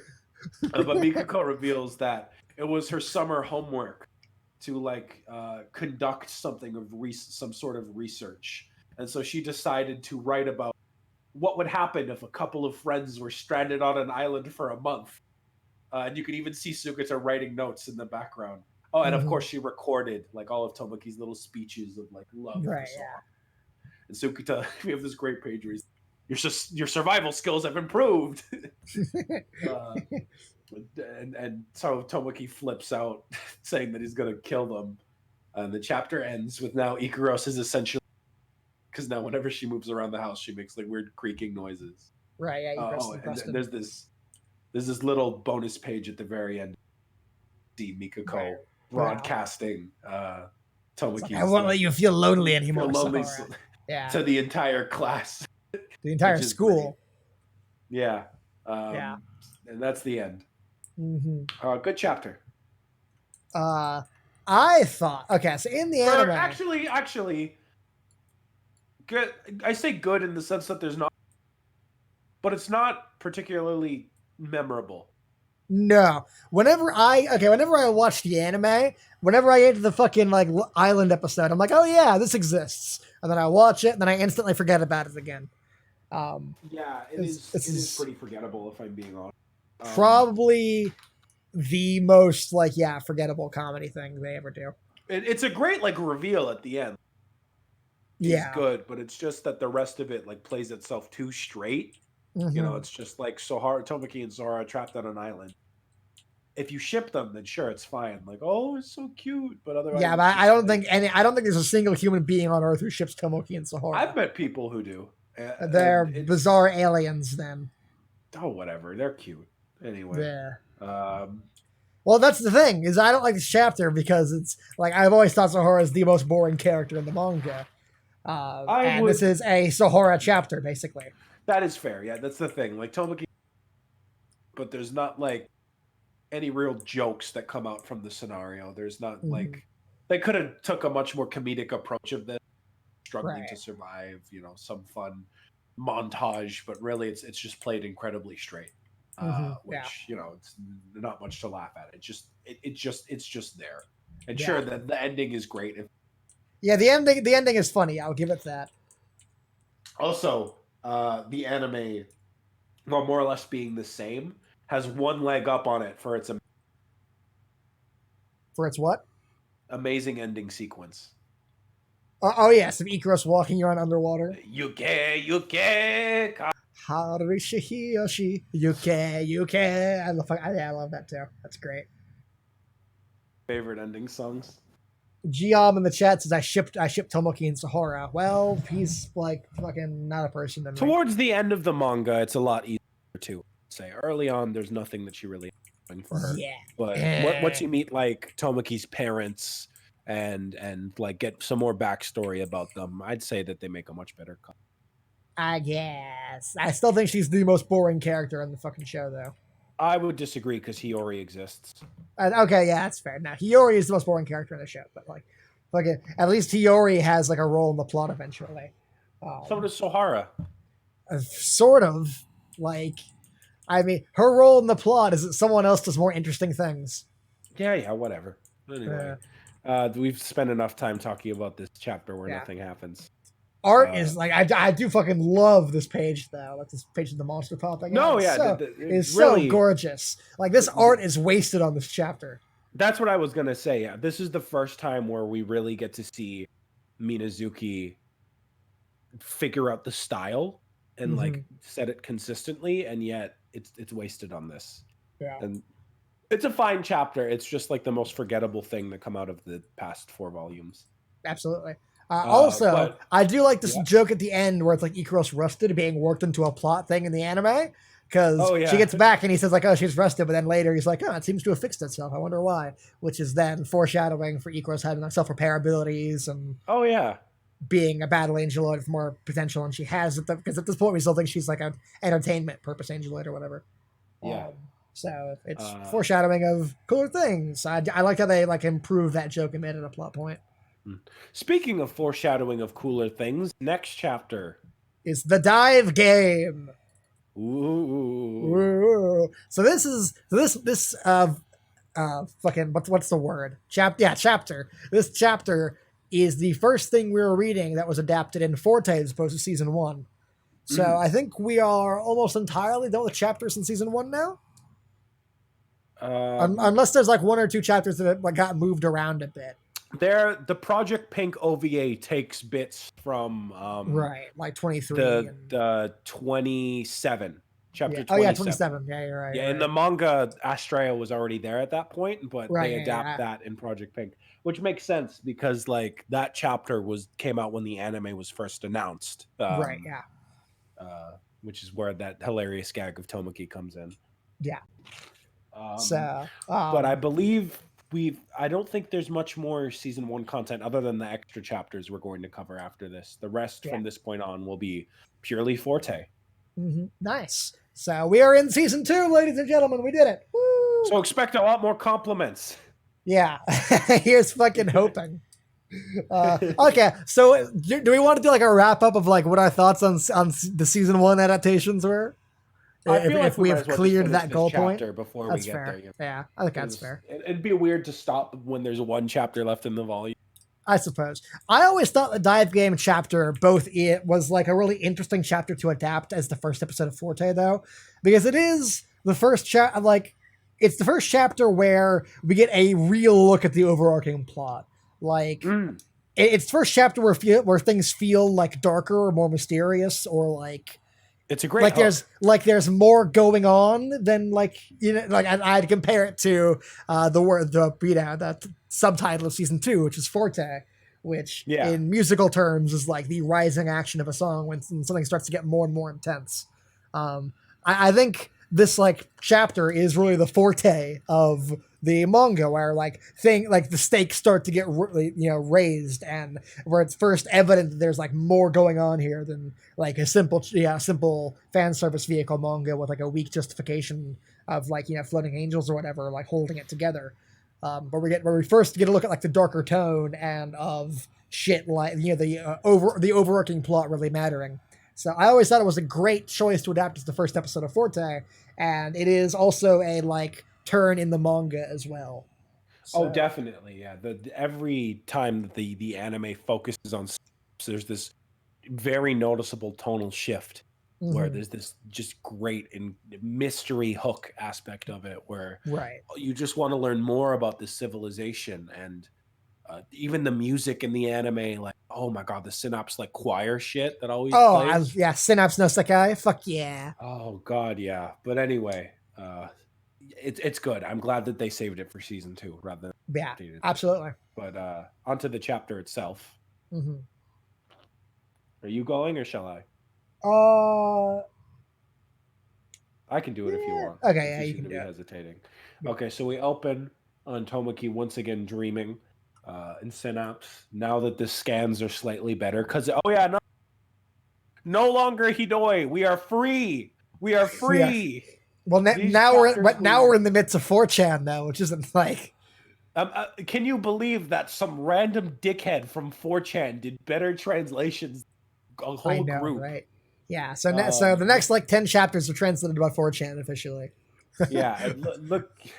Look at you can actually appreciate the landscapes for once, because it's not all murky black. Again, no bad blood with Hidoi. I love you guys for doing it. But we can't shit on Hidoi for hours on end and then be like, oh, by the way, no offense, I've made it clear at very point that I have nothing against the dudes themselves who scan it. As a scan later myself, I've been there. I've had to work with shit scans before, but it makes it very difficult as an entry point of the anime to have such weak scan. But I get it. It was a different time. They weren't getting paid to do it. I have nothing against you guys. Not that any of you will ever fucking hear this. Right. I just want to make it clear. I have nothing against them as people, because I don't have anything against them as people. I have something against them as professionals, as people who are translating a manga that I like. It's a I'm sure they're lovely people, but I think they do a shit job. Anyway, well, I'm sure it wasn't even their fault. They were doing the best they could that they had with them. Anyway, moving on. Daedalus is sitting over Tomoki. He's once again asleep within his dream. She tries telling him that I'm still captured by the sky, but now I think it's okay because I see how happy you're making my angeloids, and at this point, I just don't want you to get any further involved in this. You know, I wanted you to save me, but it's okay. And then she says to ask him one last favor, and she says, "Don't forget me," which is very important. We'll come back to later, but that's the point where Tomogi wakes up within the dream. We get a very nice page where Ikaru's wings actually look like wings. Yes, we finally did it, ladies and gentlemen. Woo! Only took 18 chapters. Like fucking, they look like wings. They look He like did wings. it. My boy Minazuki. It was fucking. It took a long time, but he finally got there. I also love how the shading on the moon looks like a feather. Yeah. Yeah, like look, you can see like the little bits of it. I like anyway, that. Very nice detail. Anyway, so we cut to the New World again, where Tomoki is just talking about his dream. And what is happening here? Like, I like the shot. Like, Nymph is holding a knife and a cutting board. Sahora is that like a paint roller? What is that? She's cleaning. She's dusting. You can see that. Okay. Oh yeah, she's dusting. Okay. Yeah. And Sukata's got like a magnet thing. Like, isn't that like a water locator or whatever? Yeah. One of those things, but yeah. So I just like this shot. Like, it's just it's great. So Tomoki talks about like how he hasn't seen his dream as much recently, so I'm seeing it. He's been thinking about it a lot. Sukata's like, it's because you want to go to the new continent. And Nymph suggests, we could use the dive game. Ikaru seems very hesitant about it. But Nymph is like, oh, it's just a fad in Synapse. It allows you to enter into people's dreams and observe them. And of course, she refuses to answer any of Sukata's questions because it's confidential. Ikaros is looking very solemn throughout all of this. And so they decide to use the dive game to peek into Tomoki's dreams. So they go in. And they reveal that Angeloid, because like the people of Synapse themselves, Angeloids cannot sleep, therefore they cannot dream either or enter other people's dreams. So they enter into someone's dream for the previous night, into this huge field. It looks like it's Tomoki's dream at first. But instead of great fucking landscape shot, by the way, this page. Yeah, it's beautiful. This. Yeah, I love that the clouds are like on the ground, like because of but rather than being greeted by Daedalus, it's fucking pterodactyls chasing them. great page. Although I do prefer the face of them like all running like at the screen. But it turns out it's actually... Also, I just realized Mikiko's not in this chapter. I'm sad about that. Yeah, again, the anime sticks her into a lot of chapters that she wasn't typically in, which is for the better, I'd say. But they fall into a pit. Now they're like Indiana Jonesing it, following them. And Sukata's like, sorry, this is actually my dream. So they get out. I love this little bit with Nymph and Tomoki where she's like, sorry, I messed up. And he goes, I messed up. He like hell. Yeah. A great bit. But Tomoki's like, it's all worth it because I took one of the gem diamonds out of the game. From the cave, but you can't bring anything out of the dive game because again, it's just a dream. So it goes poof. So they enter in again, trying to... I love... Okay. Like, this is, I think, one of my favorite chibi shots so far in the entire manga is of, like, evil Tomoki, like, now I'll be set for the rest of my life. And then, like, I think it's just a great chibi shot of him. And to follow that up with, like, a pencil-thin outline of him a second later Minazuki is great at, like, reaction shots of just, like, making... Absolutely. But then take the fact, that again, it's just a pure pencil outline, no color, no shading. It's wonderful. So you can't bring anything back from the dream because it was just a dream. Yeah, which is an important detail that'll come. So they enter another dream, and it's clearly not Tomoki's because Mikiko is having murdered an entire army. They look on with horror, and Mikiko. What I love is that she implies, "Oh, it's the same as always. I've destroyed everything." Which implies that every night she dreams of literally ending the world. Yep. And so she attempts to murder them before they escape out and transfer into another dream, which is this bizarre, surreal looking planetoid, like straight out of Katamari Damacy. I was going to say Mario Galaxy. That too, yeah. With like planets that are on like a meat skewer, and like That's cool. I just love like how that. like surreal it looks. It's great. It does look like Katamari. Yeah, you're right. Yeah, immediately Sohara recognized it. And in it, we see that Tomoki and her are sharing a bath together. And she just beats the shit out of both Tomoki and Sugata and repeatedly blames it on Tomoki's dream. Even though he makes it clear that it is not his. She doesn't want anyone to know she's a closet perv. But things keep getting worse and worse as more perverted scenarios play out with Sohara and Tomoki. And one of my favorite bits is her like holding the baseball, standing over Sugata, and she just goes, "Senpai," and he goes, "Yeah." She's like, "You can't control anything that happens in it, right?" And he goes, "Right? Yeah, yeah, right, yeah." Anyway, so she beats a stampede from the distance. Yeah, the stampede of all the various lecherous dreams she's had. She sends both Sugata and Tomoki flying. I prefer the version in the anime. Yeah, like okay, I gave Sohora's voice actor shit in part 9. Like in the Japanese version, I was like, she doesn't really do anything extra special. I do miss having her like insane person laugh right here. No, her that like, added a lot to the scene. Were always great, like both in this. Yeah, and her fall when she used the club, that too. She doesn't say that, Mikiko does. Oh right, I forgot. Yeah, Mikiko's actor is one of the best ones anyway. Yeah. But we have another flashback to another dream. As Tomoki's like soaring through the sky, where his grandpa's fucking dying in his hospital bed, and he's all like, "I had a dream to be intimate with," and he specifically every single girl states, in the world. "I'm just 2,957,272,615 left," which means he's. No, like, you stopped at the best part, which is I was I'm close. So close. I love that line. And then he says, I mean, okay, population of 7 billion people. You divide that in half for females, so that's like 3.5 billion. So he slept like 500 million girls. Well, you also have to assume that he's only dating women. Well, I mean, yeah. So like, probably also chop that in half, but like that's still a fucking lot. I mean, yes. But then he goes, "Tomo boy, I was so close." I love that line. I loved his actor in the anime too. Yeah.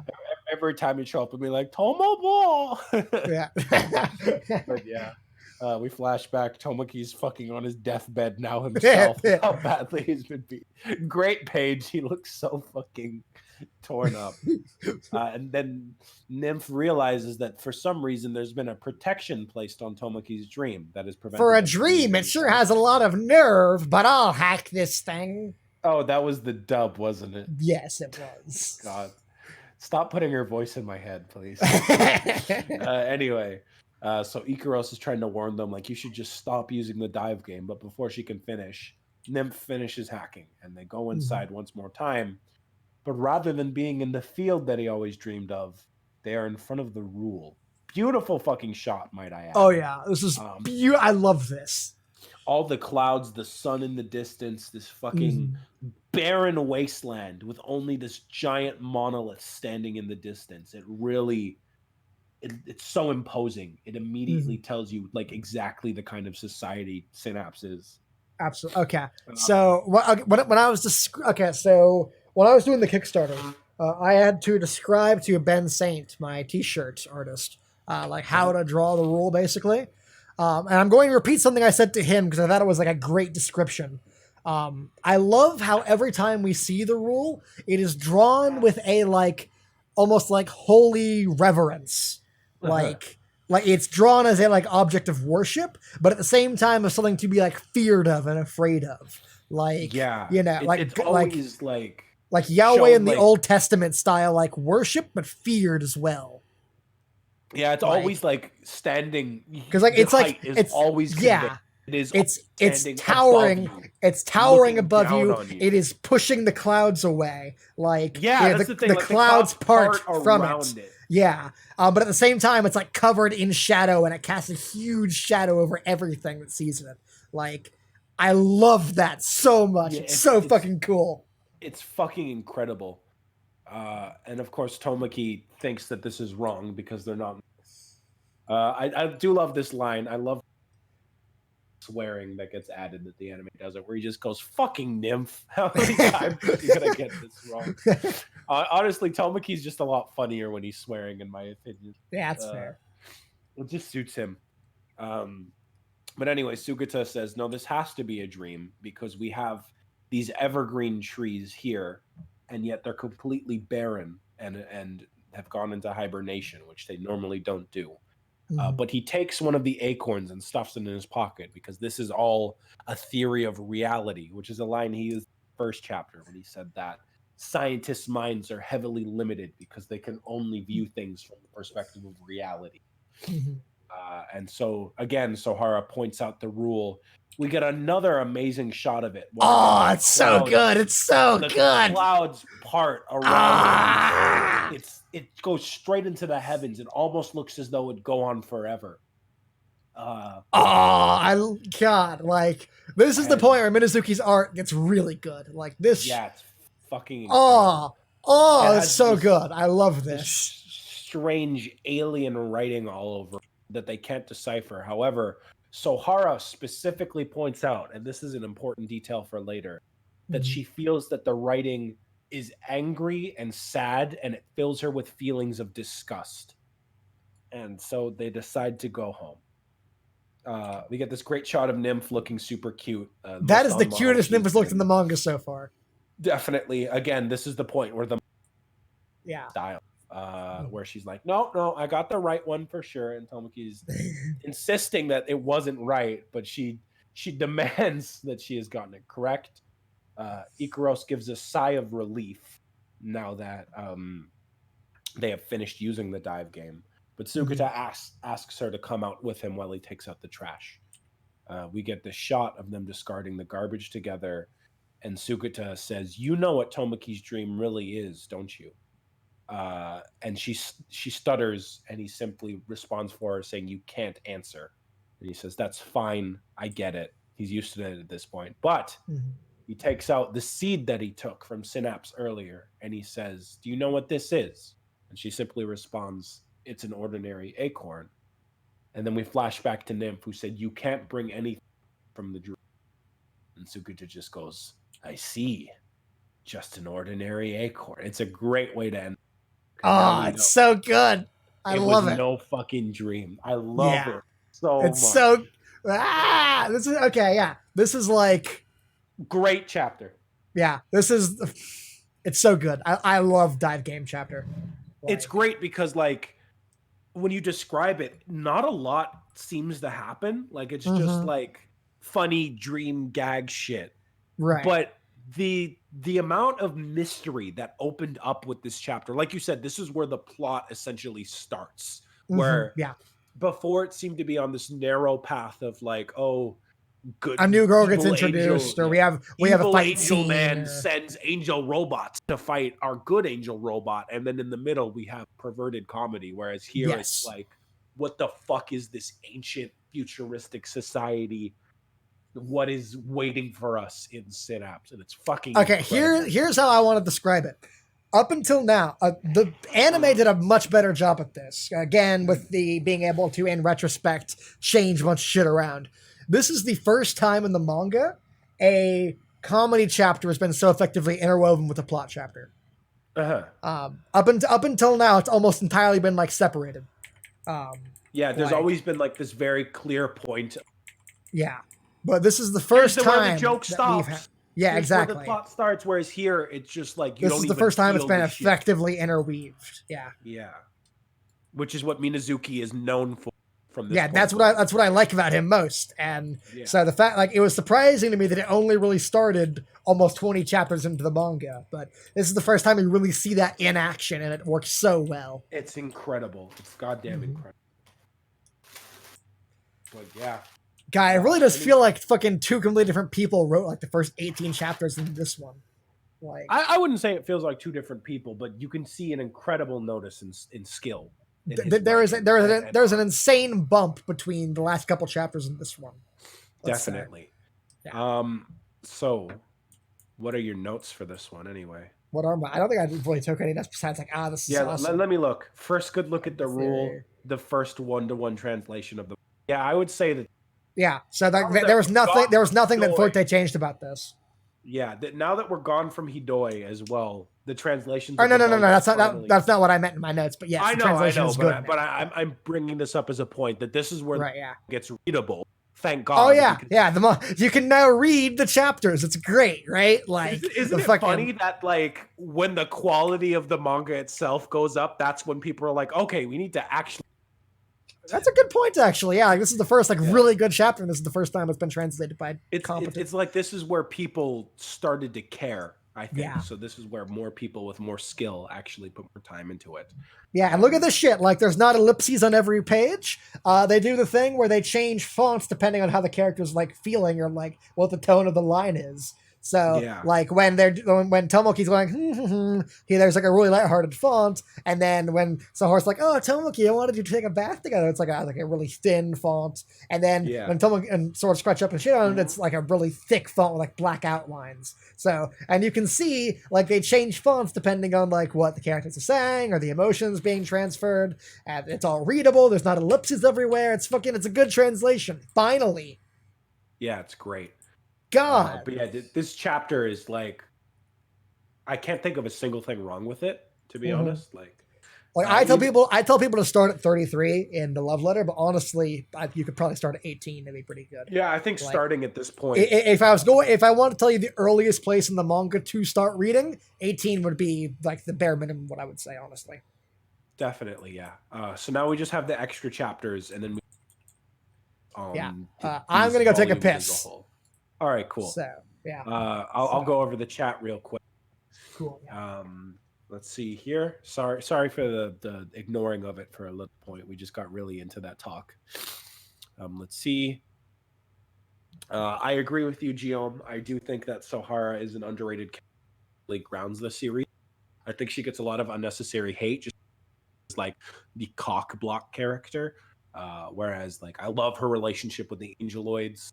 She provides a great straight man, and like you said, she's an excellent foil for Tomoki, but yet also a mirror, as we see in this chapter, that she has the same perverted tendencies, which makes them like a great pair for each other. Is season 3 possible? No. Just give up on it. I'm sorry to say. The original studio that did the anime went under many years ago. The manga concluded half a decade ago. Final was the last thing we're going to get, as sad as that. However, the creator of Sorno Tashimono's newest manga, Plunderer, is getting an anime in January, so be sure to check that and support him. The manga is also officially in English, unlike Sorno Tashimono, so you can buy the first volume of Plunderer already, and the second volume comes out this Tuesday. So do support that if you want to support the creator.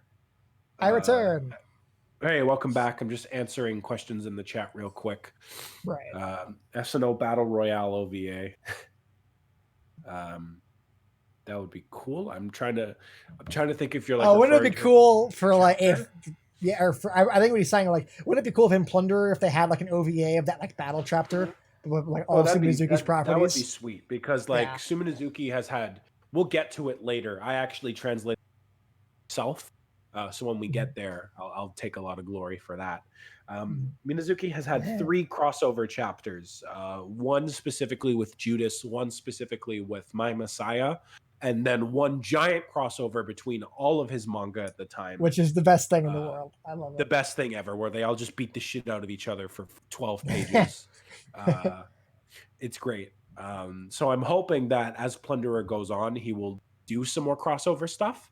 he's already created some like crossover promotional art. Like he had Nymph and Astrea dressed as Hina.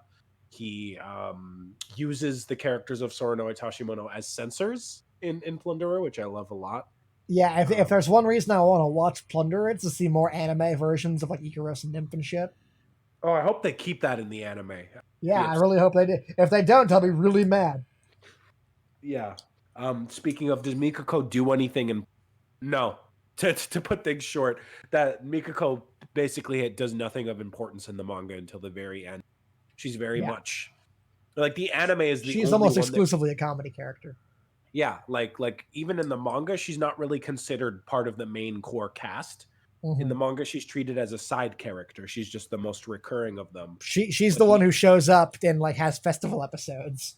Yeah. It's only the anime that really made her main character. But you can always tell when the episodes that she's been included in because nothing of substance and is just there for gags, and they're good gags, but she basically has no importance in them whatsoever. Good to see you, Nintendo Twins. I'm happy you made it to the stream, and I'm glad you like your New World Discovery Club t-shirt as well. Yeah. Where can I find quality SNO? That's a good question. The Psy Kickstarter. Piss off. That's long gone. That's I mean, fucking. It doesn't get much better than that poster of chaos. Like. Yeah.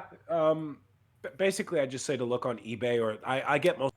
Hey, tell you what. Like right now, I am selling that like giant bunny nymph thing on eBay. So, oh, cool. Yeah. If you want to buy that, you can buy my giant copy of my giant statue of nymph. Holy shit! Where I get most of my stuff is from Rakuten, which is like this site that lets you buy things. So a lot of like Minazuki for auction there.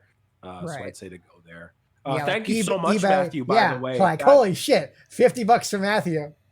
Yeah, oh my god. Hell yeah. That's I'm going to buy 5 pizzas. Yeah, we very much appreciate that, dude. Nice absolutely. Thank you so much. I'm glad that you love Sora no Itashimono as well. Geom, I've only read the Magical Girl one. Oh, you mean Magical Cosmos? Magical Angel Cosmos, A lot of people don't know this, but it's technically a sequel to Sora no Itashimono. In a really weird, basically not at all way. It is towards the end. Sugata is just a main in it, and the first half of the manga is basically just kind of a generic Magical Girl series, but the second half, which unfortunately has not been translated yet. I've been working with some people to make it happen, but they've more or less gone underground. The second half of the story revolves around a villain that has a connection to Synapse, essentially, or something like Synapse. I won't go into spoilers in case it does eventually get translated. That sounds really interesting. I wish I could read it. Yeah, no, there's a lot of really cool, like, Synapse lore that comes in Magical Angel Cosmos, but unfortunately the last bit isn't translated. If I ever get some free time, I'll just do it myself at this point because I have the skills to, but I'm very busy with work and I don't have any other translation. Yeah, before I've worked I would say though, it's way more important for you to retranslate the first 10 chapters of SNO or the first 15 or whatever. Then I would prefer getting decent chapters of the early manga to getting chapters of Cosmos. Also, Geom Plunder. Yeah, I do highly. I wouldn't say it's as good as Sora no Itashimono. I think Sora no Itashimono is much better paced. I think that the characters are better fleshed out in Sora no Itashimono, and I think it handles that juxtaposition of comedy a lot more. However, Plunderer is a lot more story based. I think the fights in Plunderer are a lot better as a whole. Plunderer has a much more consistent and dark tone. So if you're into more like shonen action and like serious grounded story, Plunderer is still really good. But I just when is the Plunderer anime starting? January 2020. Okay, I don't know exactly what day, but the winter season. They just recently announced a bunch of like staff members and shown off some character designs. Right. Yeah. So go like check out the trailer. It looks okay. It doesn't. It's being made by a no-name studio and it's directed by the guy who made Gonna Be the Twin Tail. So I'm already forecasting disaster for that it adaptation. is very clearly low production value. And after Eternal My Master, I have no faith in any Sumonosuke adaptation ever again. Yeah, like I said, like they're gonna have to win back that trust.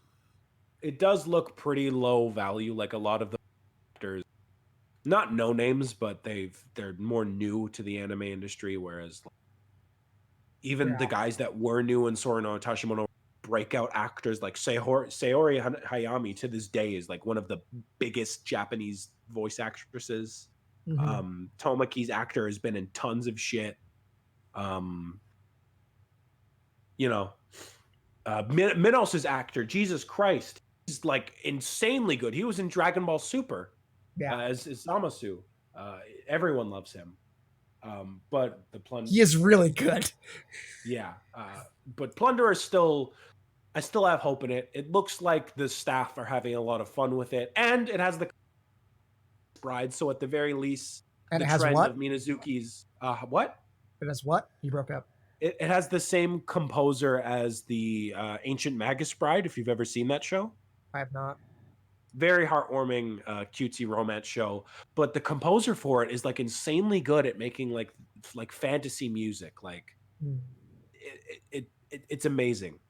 Fair enough. So at the very least, the trend of Suminazuki shows having good music. Right. That's fair. The name of the studio is Geek Toys. They've only made like 2 other shows. They made Geek Toys.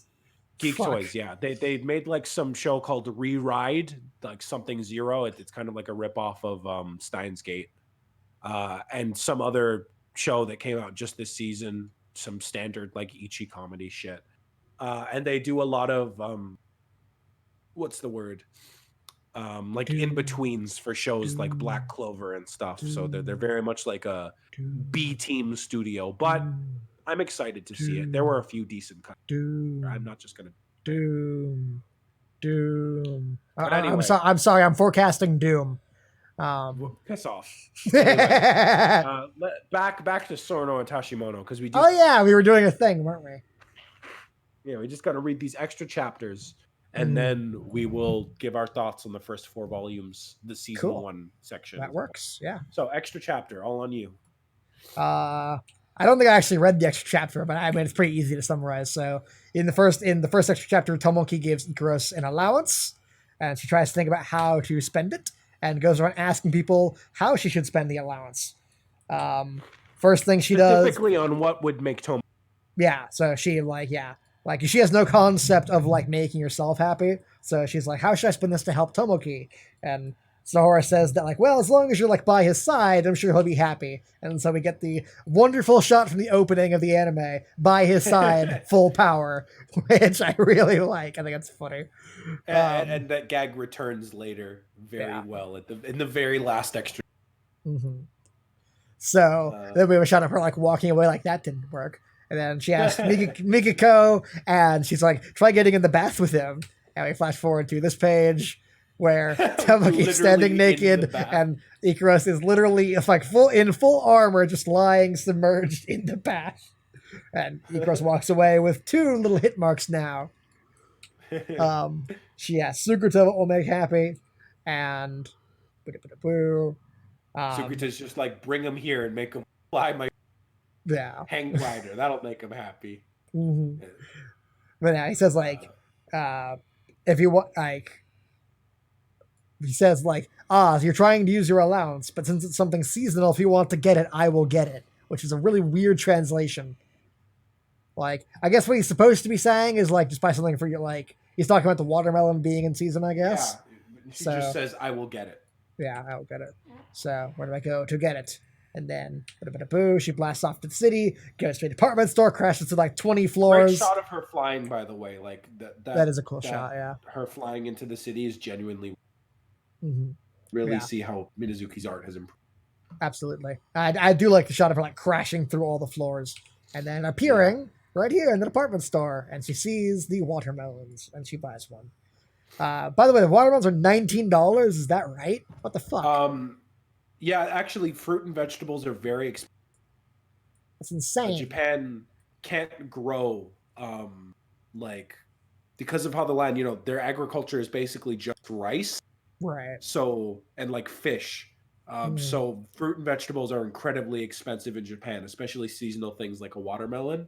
That's crazy. So yeah, it's 1980 for a watermelon. It's crazy.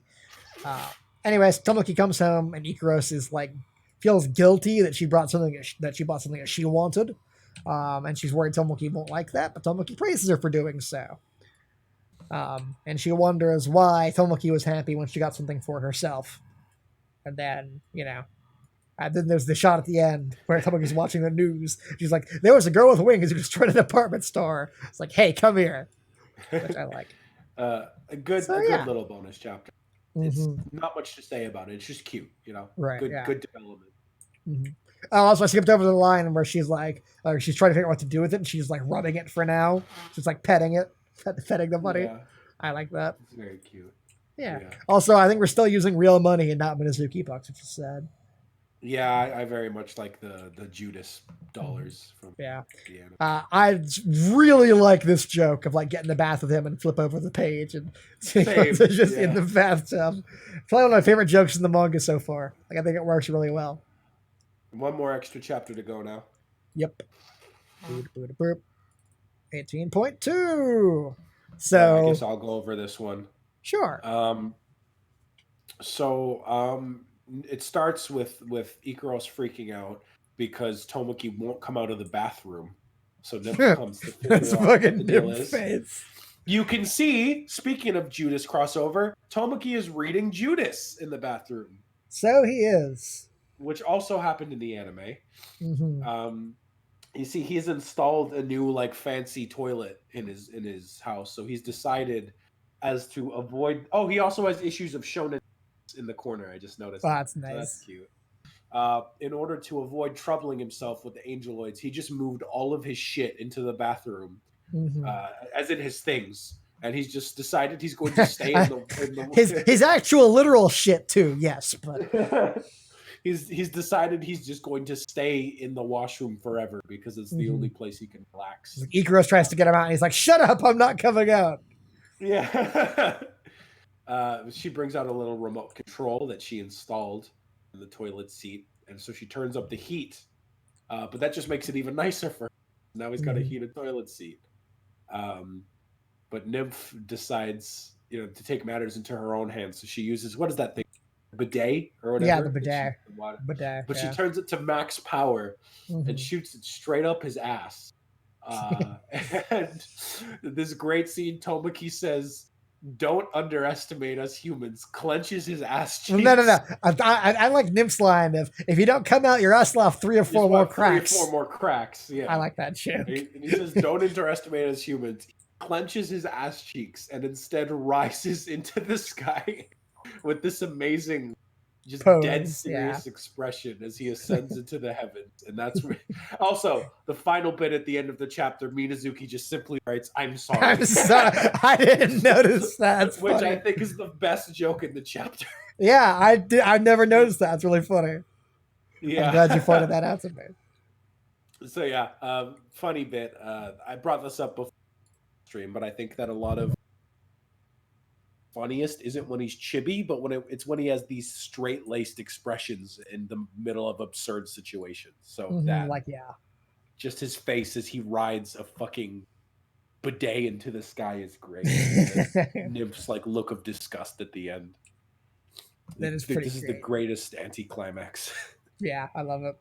It's a really good comedy chapter. Yeah. Extra chapters. Yeah, it's nice. There's not a lot to say about them because it's just a few pages. It's pure comedy. Yeah. I have to say, this is okay. Are you ready, Isaiah? We're about to say it. We're about to say something that's meant for the manga was better than the anime. Here we go. What? The manga was better than the anime. Fuck yeah. It took like fucking 7 hours of manga reviewing. We finally have a chapter that's better in the manga than in the anime. Chapter it is. It's an extra. It's an extra bonus chapter. Because in the anime, this extra bit of the North Wind and the Sun. It gets Yeah. repeated a couple times. We have a bunch of different chapters along these same, a bunch of extra chapters along these same lines that all appear in the ending of a bunch of different volumes of the manga. When in the anime, they squeeze it all together into one half of an episode, and the jokes don't work nearly as well back to back as they would if you spaced it out between like multiple volumes released over the course Oh of like yeah. years. Yeah. That's a great thing about the extra chapters. They have where like they'll constantly be like repeated gags and scenarios, like where one chapter is about Tomoki taking like Mikako's panties, and then the next one will be nymphs and something like that, and you just see like how they all react differently to it, or like Yeah. this one where it's like one and Tomoki locks himself in his room, and then another it's in the bathroom. Just a lot of really fun repeat scenarios that add extra incentive to buy the volumes. Absolutely. Yeah, it's really funny. So yeah, we finally did it. We have a manga chapter that's better than the anime. Fuck yeah. We did it. Woo! So, and with that, we conclude our book club for this week. Yeah. So, Slightly what are your shorter than the last overall? time. Yeah, we did 3 hours 15 minutes, which isn't bad. So, what are your overall thoughts on the first season, as it were, of the manga? Well, as we've said, to no one's surprise, obviously, I would suggest to pretty much everyone to just watch the anime over reading these 4 volumes. Absolutely. The first season much more cohesively compiles and reorganizes these chapters into ways that benefits every single character, giving added characterization, a better, more depth on Tomoki and Ikaru's relationship. Nymph is made more of a character and less of a plot device. Nymph is like so drastically expanded upon in the anime. They're almost like 2 different characters. There's the production value of the anime is pretty good. It's got incredible music. It's crazy. I think it's insane how well a lot of first season has aged animation wise. No, yeah, it actually like it still looks good. Like Yeah, there are that's the some thing, chapters, like I think 3 specifically jumped out at me as being pretty badly like or pretty like loose budget wise. But there are a lot of like great shots, a lot of great like a lot of it comes down to like really intelligent like framing and shading and like bits that aren't necessarily animation, but that are like obvious talent was poured into this. Yeah, like it's when you and compare that stuff never ages.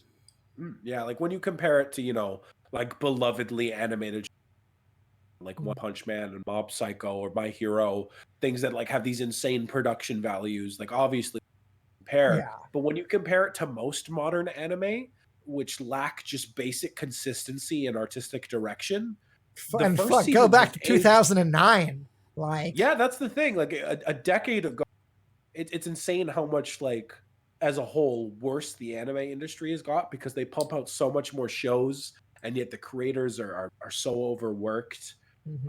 And there's a million shows being made at once. I mean, even just look under, it's not like the worst looking show, but you can see even just from like the little shots that we get that clearly it's not even going to look as good as season 1 did. Yeah, it's not going to. Season 1 is just so consistently animated, and you can't say that about a lot of shows these days. But as with just talking about the manga itself, the first 2 volumes are pretty forgettable, if I'm being honest. Absolutely. Volume 1 would basically not be worth reading if it were for chapter 2, I would say. Chapter 2 is like genuinely great. Again, it's like the real hook of the series. I'm sorry, in the chat, like once we finish the book club, we should have an anime movie club that's called The Love Letter. I've been making it for 3 years now. Go fucking watch the videos. That's the anime movie club. Fuck you. Unless we want to like I'm sorry. Like a let's of Eternal My Master. Well, no, fuck that. God, I hope I still my old computer with my self we watched that like died, so I'm pretty sure I deleted my audio for that. So of course you fucking did. It's been like a year now. Come the fuck on. It has been, yeah. But anyway. Oh no, I still have my audio. Okay, cool. Okay, yeah, I just need to see if I can extract my files off my old. I haven't bothered because I've been so lazy. Fair enough. Anyway, but volumes 3 and 4 really do pick up, especially volume 4. Volume 4 is where I would say is the point that you can just start reading it on its own. Yeah. Especially again, like chapter 18, so fucking good. Like just on Yeah. its own Mhm. is incredible. The I'm art almost like finally, it. I'm yeah, almost surprised 18 wasn't the start of Volume 5. yeah. To Because be honest, it really I does do feel feel like like the beginning of something, or like, mm. like, and it's such Oh, a, like, thank you it, once again, Matthew. By the way, for another super chat. That's kind yeah, of fuck you. yeah, awesome. Yeah, that's really nice, man. Money, size got the money. The super chat is like the real life equivalent, the money machine that Tomo. Yeah, absolutely. But anyway, um, yeah, volume 3 has good things in it, but Nymph just isn't done justice in it. Not at So, all. in fact, I would say volume 2 and 4 are the two best ones Hmm. of this core, because volume 2 is just consistently funny Right. throughout it, even if it's not like there's not like a real like draw to it. Volume 2 captures the comedy bits of SNO well, while volume 4 captures the heart of SNO. Agreed. um, That's a great way to put it. Volumes 1 and 3 are very very flat. Yeah. Yeah, there's just not much reason to give them a. Now, However, unless you're like vehemently opposed to watching anime, there's basically yeah, no reason to read them over just watching the anime. yeah, I mean it is worth going back to. It does make you. Yeah, I admit it has been interesting, certainly, to go back and see all the things that are different and compare the two.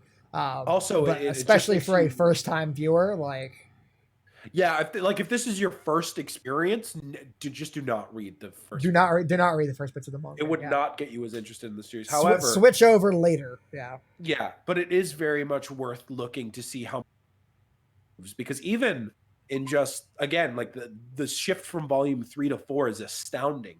In the Yeah, fact that Minazuki within the span of like just a few months could improve his art that drastically is insane. it is crazy, Yeah. and we will Again, only see that's his not art of the get better and rule. better and better. Yeah. Just and it's only going to continue to get better. And to this day, like the art in Plunder is fucking astounding. Yeah. I just got to convince Sai to I read it. well, I mean, I'll have to read it. I'll have to read it here pretty soon because the anime is coming out. Yeah. But like I multiple times like SNO's manga has never been brought over to the US, which is really fucking sad. And I'm almost certain that it's because of the art. Um, Yeah. because the The, art the art really in the sucks for a volumes long is so time. rough. But then And again, Judas got and I well. really That and I was a really different time. Tokyo Pop bought the license to fucking everything. yeah. Uh, I really there's a part of me that really wishes Minazuki would go back and redo the first 20 chapters. Hmm. Like it's never going to happen, but I would love to see it do. I would love to see it done. Like Yeah, bring it all it's up with like his modern ability of storytelling, knowing where the story is going with his modern art, which is fucking amazing. And then yeah, I think that would be great. it really would be. It's a shame, but we always have the first season Yeah, that's true. to work as an improved, cohesive version of it. Going Absolutely. forward, you're gonna hear us sucking the anime's dick a whole lot less very soon. Yes. Uh, I mean, I would say like Volume 5 will probably still be doing it a lot, because Volume 5 is just a lot of comedy, which obviously works better in the anime for the most part, because you have the voice Mhm. actors and they ramp everything up to 11 there. I But don't as know. soon I as think I still have my theory that that's like Forte is almost a straight adaptation of the manga with like very very few changes, um, or at least few changes for the better. Unlike in season one, where a lot of the changes improved on stuff. that is true, yeah, I think we're going to Forte, find that like the change. I think we're going to like. I think from now on, when we spot changes, we're going to be saying this was a change for the worse. I yeah, I would probably say so. Now that I think about Like my I know, notes like right off the top now, of my head, there's one thing I'm thinking of specifically, which is the amount of, or I like in part 10 right now. I have a bit where I talk about going back through reading the manga and realizing there's not a ton of fan service past like the first like couple of volumes. Um, like after there's obviously a couple fan service chapters here early in the manga, but after that, like after this point, I specifically think of the snowball fight episode. In the anime, there's a huge detailed scene of Tomoki like tickling Astria, which is given like a lot of fan service bits, which that isn't in the manga. That's right. One single comedy page in the manga, and they drag it out into like a 30-minute like fan service scene in the anime, which I think is a change for the worse. And they add like the spa scene, I'm pretty sure, as well. Yeah, absolutely. So like a lot of like the changes they do make in Forte, I think we're going to be saying are for the worse. Yeah, I didn't even think of that, to be honest. Wow. So, yeah, you're going to hear a lot of. However, they did have that song, which is pretty great. Well, the manga had the song too, just they didn't sing it because it was. Well, yeah, but it's better when you hear Tomoki's voice. Absolutely, I agree with that. But like, I'm not going to say it like oh, the anime creators did a great job with that because that was just okay, fair. That was a natural extension of it being anime. That would have happened regardless of who was working on it. Is my point. Yeah, you got a point. But yeah, from here on out, things are going to be a whole lot different. You're going to be hearing a whole lot more praise. Whoo, boy, I'm so excited to get to like the really good bits of the manga. Like once we get to like volumes. Yeah, it's once we get to like chaos, like oh man, I'm gonna start like crying on these streams. Fucking loser. That might not be that might not be a joke. That might be the case. It probably will. Probably. So we'll see. I'm very much looking at to once we get past the anime content. Oh yeah, when we start getting into like manga original stuff that wasn't animated, that'll be really good. I'm so excited for the Harpy arc, especially because obviously, yes, have come to appreciate it. Well, we will get to there eventually. Yes. Okay. So, what is their reading assignment for this week? What are the next two volumes? Let me go check. So, okay, 5 and 6. Matthew, the streams are always on Sunday, so. Yes. So we start at chapter 19, and you read all of the way to chapter 26. 26. What is chapter 26? Supplementary lessons. That is the one where they hold that. Okay, the game show, yeah. Yeah, the game show at the school. Yeah. Okay. And 26 an extra 26 chapter. Okay, yeah. That's the hot springs. Oh, that's a good extra chapter too. It is a really good extra chapter, yeah. I'm looking forward to that. One's really good. Well, okay. I remember, 26.5. When I was convincing one of my friends to, we watched all the anime together, and I was trying to convince him to read the manga.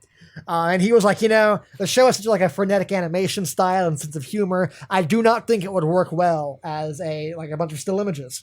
And 26.5 was what I showed him to convince him that Sumonosuke can do fast motion like comedy and still images and make it really work. Oh yeah, I think that chapter is the best example of that. I can already remember the shot of. Yes, I'm like a fucking Mikako chasing Tomoki in the shot is fucking hysterical. Like the entire chapter has a great sense of like movement and kinetic energy to all the panels. Also, Minecraft, to answer your question, Magical Angel Cosmos is a direct sequel. The only character that reappears in it is Sugata. Well, Tomoki and Mikako make cameos, but they have no impact on the story. Mm-hmm. It is very much its own story with just Sugata being there. However, it does expand on the lore of SnO, and it goes into further detail about how SnO isn't the only like supernatural ancient race out there is all I'll say on that note. Right. But not all of it is translated yet. If I can find another team with, I will of course gladly help translate it once again as I did in the past. But yes, they're nothing direct, but there is connections that SnO and Tashimono fans will very much appreciate. Yeah. Plunderer has some really cool parallels to Sora no like a direct, but you can very clearly see that Minazuki is implying something. Right. So yeah. But yeah, I Okay, think so that more or less chapter 19 to 26.5 is your guys' homework for this week. So get to it. you're gonna like it a lot. These are some real good chapters. Absolutely. I look forward to next week's book club. Very much. Cool. Yeah, we can stop repeating the same arguments. Yeah, that'll be fun. And then we can start Finally, repeating a bunch of come. new arguments. Yeah, talk now. Now we'll just be shitting Forte on the sucks dick. Yeah. Yeah, Instead of the manga being, sucks dick, it's now Forte sucks dick. Yeah, I can't wait for every chapter following. Wow, this was so much better than in the anime. Oh God! Every single chaos chapter will be like, oh my God! Thank God the manga exists. Oh God, yeah, fuck hell, and the Hiyori arc. Oh yeah, that's gonna be fun. So yeah, we got a lot to look forward to, boys. Look forward to it. Okay. Yeah, well, thank you again thank you guys very much for watching. Super chats as well. Those were yeah, very absolutely. Appreciate all the ching ching. Also, I appreciate Isaiah. You did another fantastic job on the stream, and I appreciate the co-commentary. I'm always happy to have the opportunity. And most of all, I appreciate myself. I did a great job too. So sure, yeah. Cool. So thank you guys very much for watching, and I'll see you guys next time. Later. Bye. Oh, it's later. Fuck.